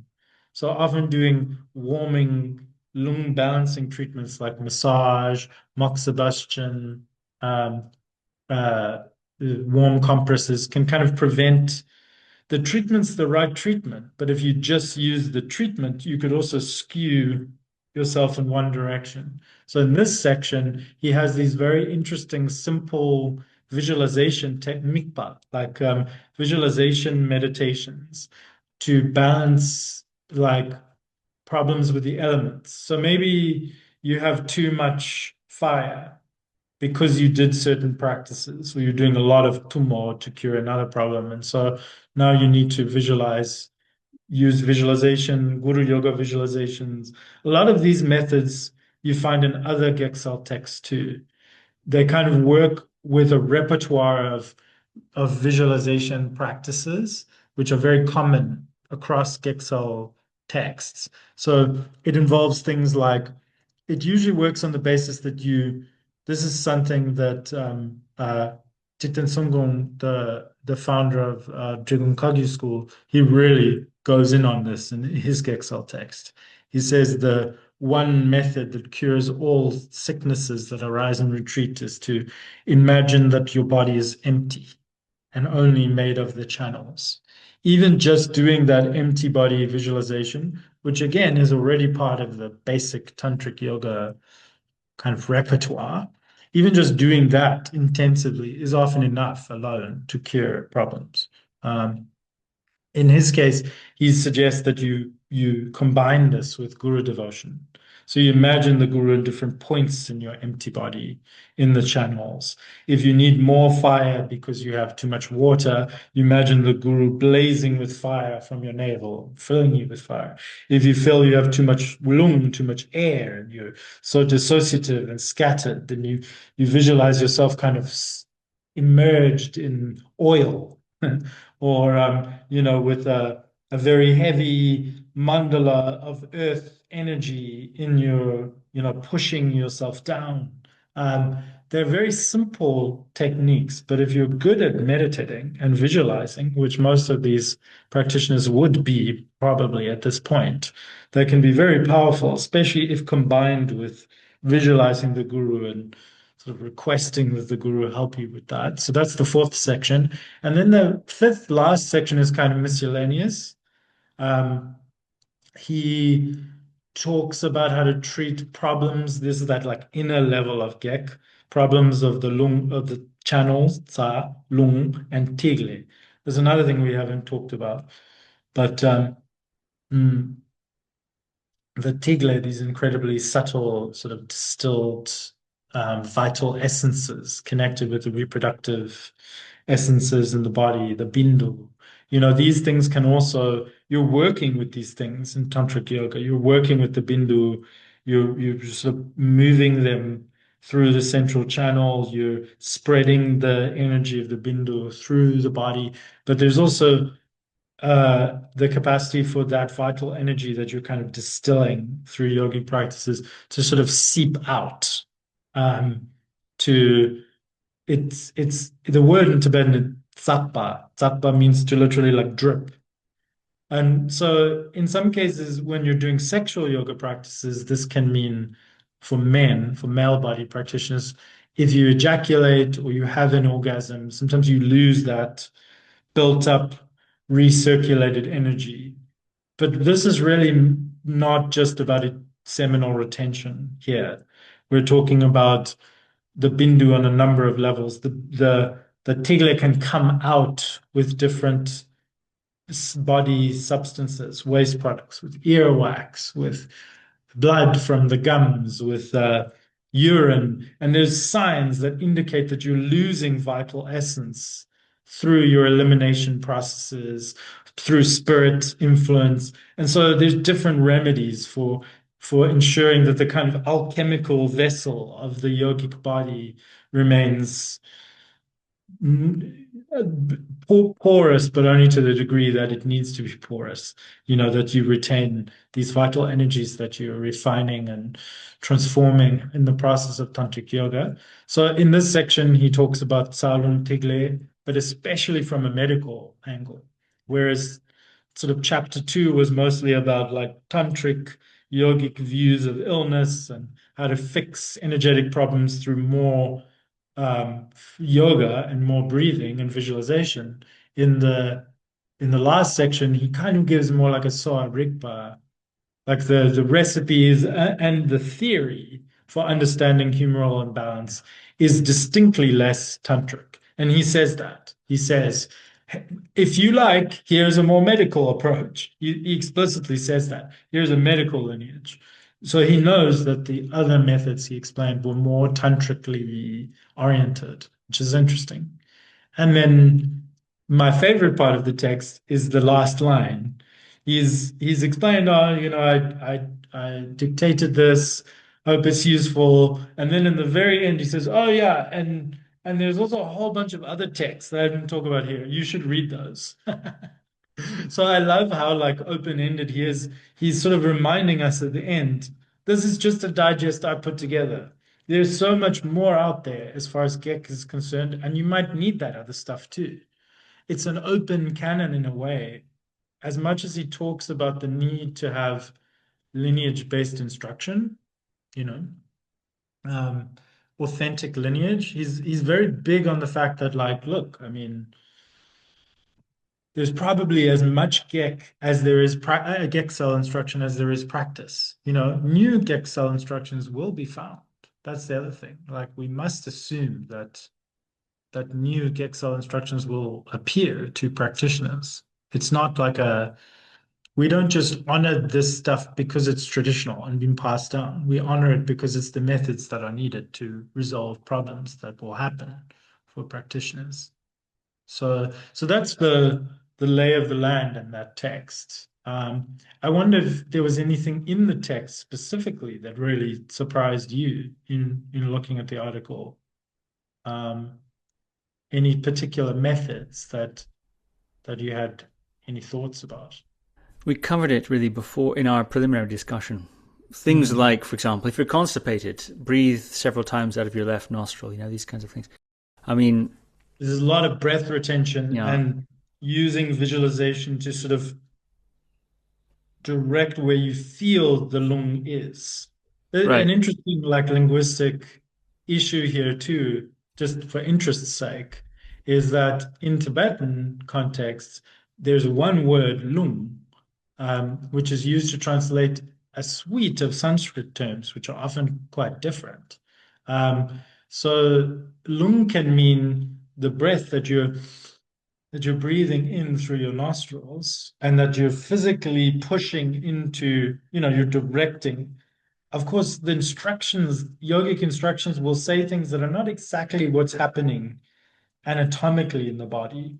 They'll say, like, sometimes, yeah, they'll say, swallow down, gulp down the air so that it fills your stomach and then belch. But sometimes they also say, push because in yogic practice, we're talking as well about the tenglung and wolung, the upper breath or wind and the lower breath and wind. And these are all the vital energies below the navel and above the navel, which in practices like Bumbachen, you're bringing together, as they say, kajosh.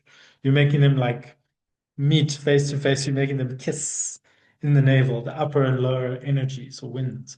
So it's interesting reading a text like this because sometimes you have to be careful how you translate into English because sometimes he's saying lung to mean wind element. So there's one part where he talks about lungilum, the wind energy of the air element. There's other times where lung means the breath that you're breathing in. And and I think in English we have to disambiguate these things, but in Tibetan it's kind of all implied or contextually obvious. Um, that there's this correlation between the air that you're breathing in, the element of wind, the vital energies, the prana. Um, but then there's also the medical wind humors, which are not exactly the same as the tantric. They're almost the same as the tantric root winds of tantric yoga, but they're described slightly differently in medical and tantric sources. So that provides ambiguity, but also opportunity for Tibetan thinkers. Is in a way, it's almost inevitable that medical and tantric corpuses of knowledge meet because even the Tibetan language has sort of smooshed them together a little bit. Um, it's not always clear whether lung means wind humor in the Soar Rigpa mold, or we're talking about lung in the pranayama training context? Or is there a distinction? I don't know. So, um, yeah, I mean, these are just interesting features of the text. That the like, though that one word lung does an enormous amount of work in this type of literature. Yeah. When I think about the sort of discourse of meditation gone wrong that I hear about on the podcast and I sometimes read about different places, there's sometimes so the sense is that, well, meditation's been pushed as this universal good, this kind of panacea, but things can go wrong, and that hasn't been acknowledged, and so there's that movement to highlight that.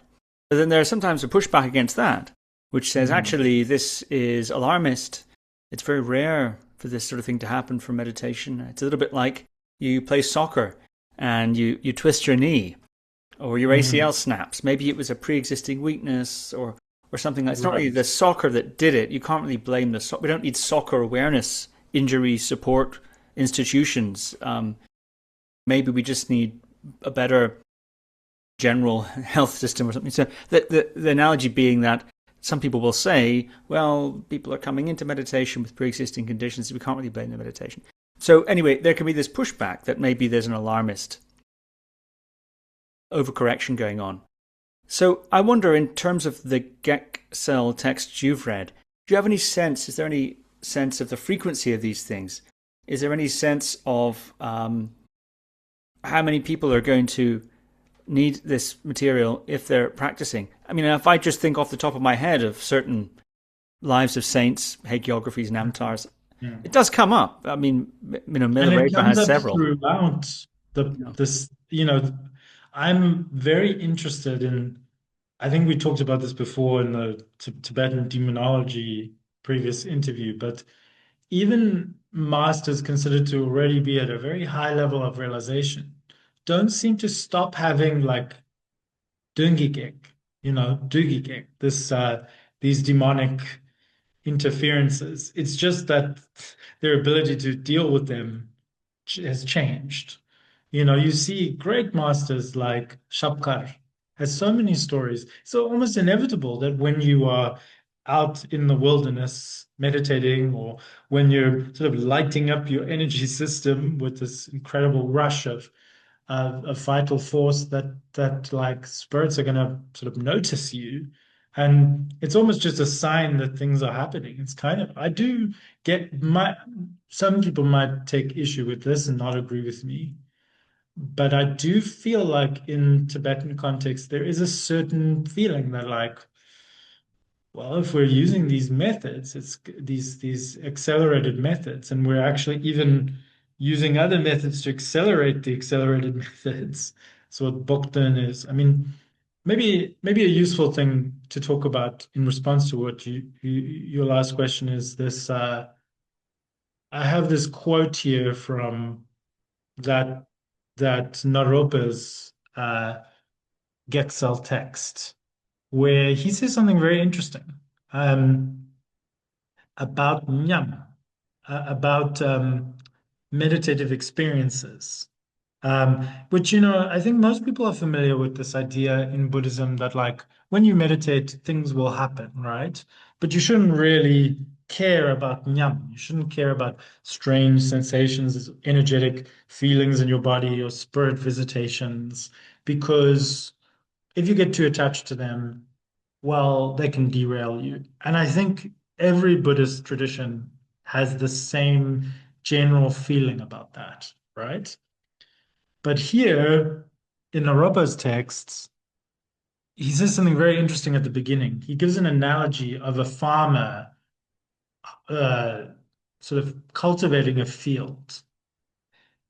He says, by laboring in their fields in the spring, farmers produce an abundant crop of fruits in the autumn. If no autumn harvest were to result from their labor, being a farmer would be pointless.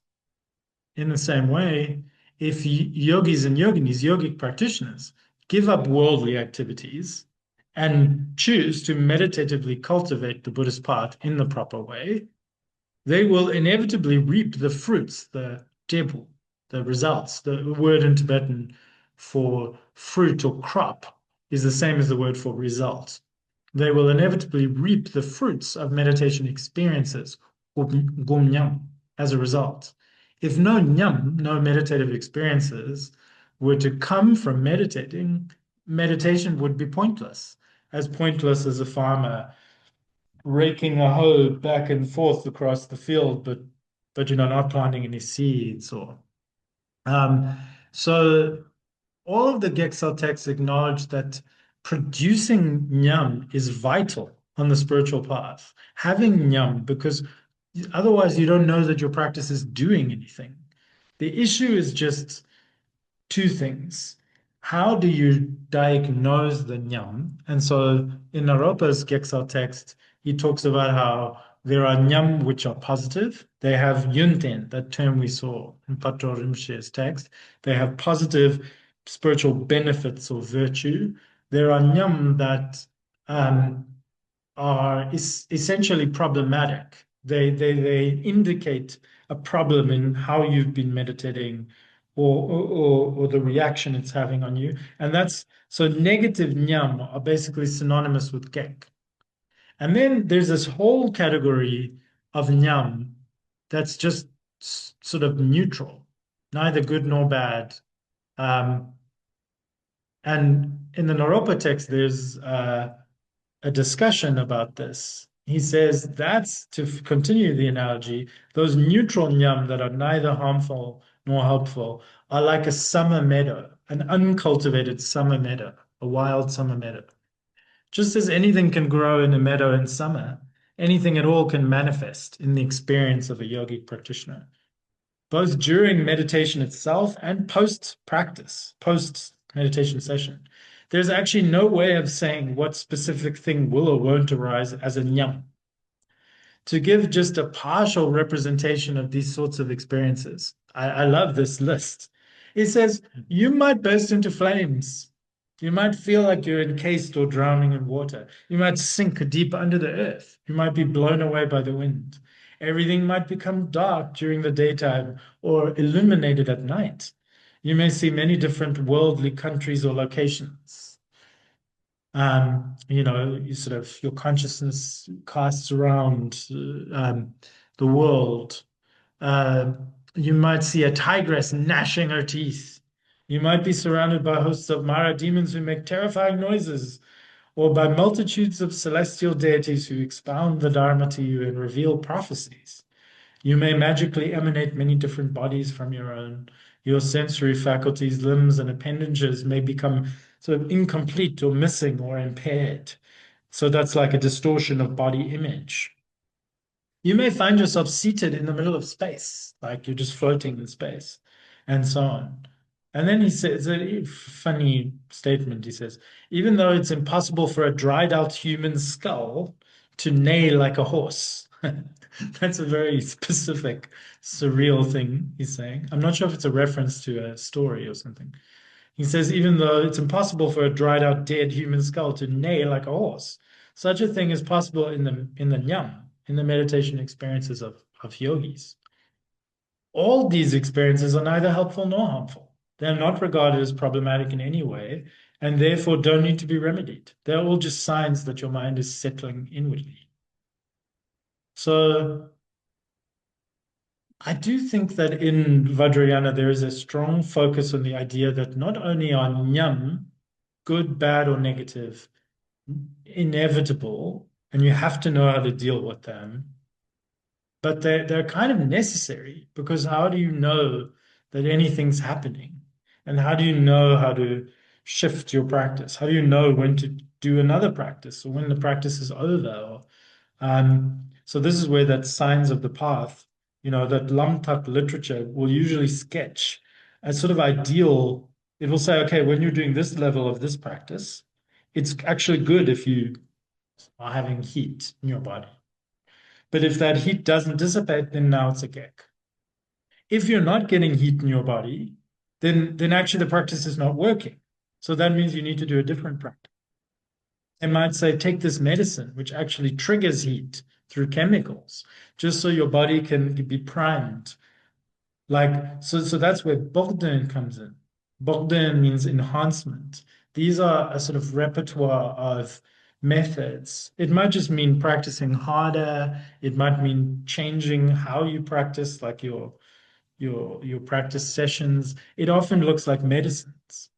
So if you're doing dark retreat and you for some reason or other, you're just not having visual hallucinations that you can then use as the basis of your practice, or you're trying to do dream yoga, but for some reason your dream recall or the quality, the intensity, the amount of dreaming is just not there, they might say, oh, take this medicine, it will increase your dreaming. And then you will have enough nyam, you'll have enough experience to use as a basis for meditative cultivation. Because if you're doing lucid dream practice and you're having no dreams, you can't do lucid dream practice. Um, if you're doing uh, sexual yoga practice and you can't generate strong, lasting sexual arousal, then you might be told to do enhancement practices. Yeah. Um, so I think the nature of tantric yoga is very much that these things there's kind of there's not a shyness about acknowledging these things. You see in that gsel text, they're like, no, you're the yogic farmer. You need nyam, but remember that nyam is not the same as tokpa. Nyam is not the same as realization. So a meditative nyam might have yunten. It might have positive qualities. So Taranatha says this in his text too. Sometimes he says sometimes the dawning of Yeshi, the merging of the karmic winds into the central channel of non-duality, sometimes the signs of that happening can look a lot like dysregulation. Temporarily, you might feel manic for a day, giddy with bliss. You have to maintain the right attitude in relation to that experience to avoid, it's very sensitive, to avoid sort of spiraling into to going astray. You also have to be informed enough and have good enough counsel to know to not kid yourself. Maybe your mania is caused by some harmful spirit influence or some, your kleshas or your obscurations or some constitutional defect. And then you're going, oh, yeah, look, I've got the signs. And then it just gets worse and worse. A small deviation from the path becomes very wide, it can easily happen quite quickly. You deviate a little off the path. But in the beginning, he says you got to be careful because the dawning of Yeshi, of non-conceptual, pristine consciousness, as a result of your practices, can sometimes be sort of attended by, can be a little intense, overwhelming. Um, if you wrongly think you now have a gig, and then you treat that aggressively with like acupuncture and like stick therapy and all these things, he says, then you're gonna trash any yunten that might have been in that experience, that passing experience, that nyam. Because often the nyam are like signposts for tokpa. So I should explain. Tokpa realization means that you experience or taste the nature of mind, which is already there. It's not produced. In all these meditation practices, you're trying to orient yourself and cultivate in such a way that you can experience what's your nature, what's already there, the sky behind the clouds, um, the feelings of bliss, of luminosity, of your body dissolving. These might be kind of like associated with the dawning of realization, but they're not really realization itself. So that's where the trickiness comes in. You sort of need some signposts, and by definition, nyam are impermanent and conceptual. They don't last, and you shouldn't be trying to make them last. That's something that Taranatha says too. The worst thing you can do with nyam is sort of is hold on too tightly to them or resist them too much. You have to let them unfold because they're your mind. They're expressions of your nature. They're expressions of the movement of energy of some transformation. But if you also ignore them or demonize them and then try to treat them away, that's also really yeah, of course that's really going to be. It's like treating a disease which something which is not a disease, you know. Um, and then of course that's you take medicine that you don't need, that's going to be really bad. So it sort of works both ways. In the Yutak Nyintik, there's a really nice articulation in the Lamtak text, which we may have spoken about before.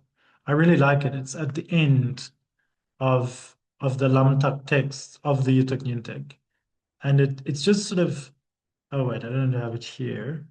Um, it's just sort of saying, well, I'll paraphrase it. It basically says you need nyam, but you shouldn't get too excited. Well, how it phrases it is it says, even with the Lamtak instructions, even with Lamtak, you don't always know where it's so hard to say whether a meditative experience is inherently good or bad. For all the reasons we've discussed, that Taranatha mentions, that Patrul mentions, so easily a bad experience can become cause for good, a good experience can become, disruptive. So it's actually impossible to say. It's such a difficult science. It's so individual. Everyone's channels and are different in nature. Like some people experience the signs of the path in a very orderly way. Some people experience them in a very higgledy-piggledy way. Some people experience the signs that usually come when you're doing the more advanced practice, like right at the beginning. So Sumtun, who's writing Yutak's instructions down, his heart disciple, Yutak just says to him, it's not an exact science. So the most important thing is that you're not too happy when you get a good nyam, and you're not too upset when you get a bad one. You're just you keep a middle ground between your mind being too tight and expectant and trying too hard and being too flabby and loose. And you just keep practicing. That's the main thing. You stick with the fundamentals. I think that's what Taranatha is saying too. He's like, don't forget you're a Buddhist. These things I'm telling you about, they're not like the training wheels for beginning practitioners. They carry you through. They're the things that create that resilience and that stabilization, regardless of whether you're doing some wacky, weird, and wonderful, very idiosyncratic. Because with Tantra, things get very idiosyncratic. They get very strange and personal and intense. But if you stick with those things, I think that's why these texts emphasize so much. Like, don't forget the fundamentals. What's the view of the nature of phenomena? What's the ethical orientation? What's the kind of the stable relational relationship with the lineage, the tradition, the Buddhas, the blessings? What are the resources that you have in your toolkit for when you feel bad about something you've done? You know, like you need to confess or purify. Go back to those basics. They'll keep you on the straight and narrow. Because as we've seen, you might burst into flames during meditation, after meditation. You might have the really disturbing dreams. But there's so many stories of masters having demonic visitations in their dream and being so terrified. But then at the crucial moment, they remember the pith instructions and they suddenly have a deep realization of the nature of mind. And they also benefit the demons too, who are like, whoa, whoa, I can't subdue this guy, or they receive some of the teachings too. So it's like it just reorients the whole experience. I mean, it's I know this sounds a bit weird, but I watched that Michael Pollan documentary about psychedelics. You probably saw it. And when they were talking about MDMA treatment for PTSD with veterans, one of the things that everyone kept saying is that the best way we can explain why MDMA is so effective for people to digest trauma is that they kind of feel very activated and very good in their body. But then you get them to experience negative memories or events, and they can feel that fully, but in this very kind of heightened serotonin rich way. And they also have, the trusted therapist guide there. And it's like what a lot of these people report is they're like, wow, this was the first time in years that I could fully re-experience and accept the trauma on the battlefield or my rape or whatever it might have been. And suddenly that thing, which in the other context was sort of constantly re-triggering my problems, because of the condition of my body and mind through this chemical adjunct and my commitment to facing it and embracing it, there was an alchemical process that happened. They were like, it didn't hurt me, but I experienced it fully and I came out the other side. I feel like that's a good analogy for a lot of tantric yoga, which is also about really, I would wager that on a neurological level, many of these bliss focused practices are also creating a similar kind of set, a similar kind of bodily mental state in which these very intense arisings can be confronted and digested and alchemized. I feel like, I mean, it's not a perfect analogy, but I feel like there's a similar kind of expectation where you're unflinching about what's arising, but you just don't have the same. It doesn't end up having the same flavor because you don't have the same relationality to it, and you feel very certain. There's an there's an empathetic acceptance that suffuses the entire experience, um, and a sort of stable relationship to a guide and what's happening. I don't know. Maybe I because when I think about the context in which this is happening, it's analogous. You're drenched with bliss.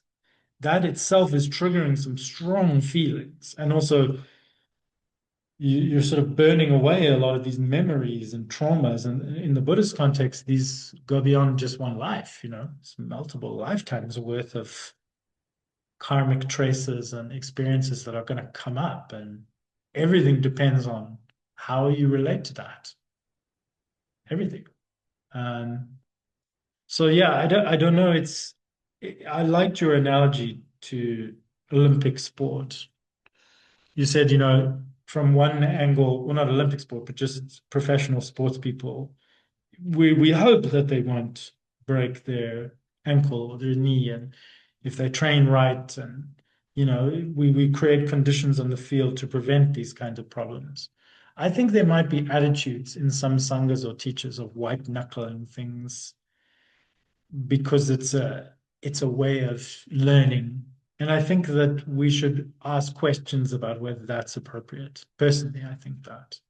I think there's also a glamorization of white knuckling, of the only way out is through, I'm a big macho meditator. So actually, I've seen people in my own life who seem excited by what to me look like severe gag. They seem excited by the fact that their meditation practice has given them quite serious lung problems because they're like, wow, something's really working, and now I'm just going to keep going. And it doesn't seem very healthy to me. But then I also wonder, I mean, if you're operating in a model where everything that arises is implicated in your karma and is something to take onto the path, then you're going to do that to your best capacity. I think the main thing here is, I don't know, I see it in different ways. My sister was a professional dancer for a while. And I mean, the way that dancers push their bodies, to advance what's possible, and how much, I don't know if it's the best approach, and they kind of burn themselves out a lot of the time. They're injecting Voltaren directly into their spine before they're going on stage. We're not trying to destroy ourselves here, but I do think that there's different categories of what resilience looks like, and how much people can take on board, how much they're willing to take on board. Um, I think it all comes down to being very clear about what level of practitioner you are. This is the biggest issue I see a lot of the time, and why I think these fundamentals are most important. If you start with a firm understanding that like all your advanced tantric yogas don't really work or mean anything if you haven't got the fundamentals in place. Your mudra, your guru yoga, the right ethical orientation, the proper view. If you know that like you're not going to get anything extra, that all these methods are just intensifiers for the fundamentals that you hopefully already have in place and keep going back to, I think that's helpful. Because if you're chasing after a lot of experiences and those things aren't firmly in place, then not only do you not have something to come back to, but you also think that you're getting something which is not there in the basics, but it's already there, you know. Um, you can't, when you look in Tumo, in terms of what it will point out to you, it's not really any different to what praying the four immeasurables will point out to you, you know, what you hope to accomplish, the realization you hope to accomplish. It comes with all these bells and whistles about physical yoga and interesting yum and side effects, but you're still geared towards the same thing. So I don't know, maybe that if that's firmly in mind, then hopefully students and teachers can easily sort of gear shift depending on what stage of practice. But again, I'm, you know, I'm such a fledgling practitioner myself. I'm not a teacher, so I don't know. Different teachers will make different demands on different students too, I think. You hear stories traditionally about a teacher just being like, here are the pith instructions, here's the cave. See you if I see you. um, and often those stories practitioners say, like, oh, I I couldn't generate the tumor heat. I thought I would die of hypothermia, but then in the real moment of crisis, something clicked, you know, and they become master practitioners. But the question is, do we hear about the people who don't? Do we hear about the people who did run away from retreat or who did die of hypothermia? I don't know if we do. Um, so I think we have to be very cautious now. Also, I sort of pointed at it in the article, but I'm just deeply aware that the average practitioner attending Dharma classes or sessions, Dharma centers, that they have lives, they have jobs, they they're not in a cave. Sort of, it's not like the only way out is through for them. It might well be that the best thing for them to do is to not practice, not focus as much on a practice and maybe incorporate Dharma into their life in another way. I don't know. Um, so it's hard to say. I think every teacher will have a different general view, and then they'll also have different views for different students necessarily. Um, so yeah, what people take from this, hard to say. I mean, do you see something optimistic in the of the ring instructions for practitioners from different lineages? Do you feel like this has benefit for them? You could see a way in which knowing about the stuff could inform harm reduction, like as a reader of this material? I think it's very important, seems to be a very important part of the tradition, and is certainly very worthwhile having it available. And I think that's what you've done in this conversation and in the articles we've been discussing. You're bringing this to the fore and highlighting, as you pointed out, perhaps a part of the tradition that hasn't been, and the corpus that hasn't been looked at as closely as it might have done. And I think it adds a lot. Yeah, it's really, really good. Where can people find these articles? Where, if they want to follow up and read what you've written about this, where can they find it? And are you intending to do any further work on this? Um, so the interview with Dr. Nida is in this volume, this recent volume from the University of Hawaii Press, which, as I mentioned, Pierce Salguero is the editor for. It's a very rich volume, that one. It's called Meditation Sickness, a source book on the dangers of Buddhist practice. That was first published in April of this year. and it's 338 pages. So that can be found through Amazon, through University of Hawaii Press website. So there's a chapter in there. I think there's one or two, maybe two or three chapters from the Tibetan Himalayan perspective in there, as well as across the Buddhist world. And then this article, Taranatha's gsel text translation, we've been talking about, this is still under review. I hopefully will be published by the end of the year in the no, I'm forgetting the name of the journal. That will be in a special edition that's kind of a companion to that volume. So there will be other translations and scholarly articles reflecting on meditation sickness from different contexts. And I know Pierce is developing some very interesting projects that will be unfolding over the next few years, bringing together Buddhist teachers of meditation to sort of pool their knowledge of how to respond to these contemplative challenges. Then that will be assessed by researchers and scientists. And then they're hoping to actually create an online database that's accessible to the public. You've had the individuals working for Cheetah House on the show before. A lot of things have just sort of arisen as has been needed to respond to a lot of people's care. So the hope is that there can be a nice balance between traditional material and different points of view, worldviews, and it will be available for people to at least know about. I think we're all on the path, struggling to understand how to turn obstacles into blessings in our own unique way. But hopefully this information will have some use, yeah. Dr. Ben Joffe, thank you very much. Thank you.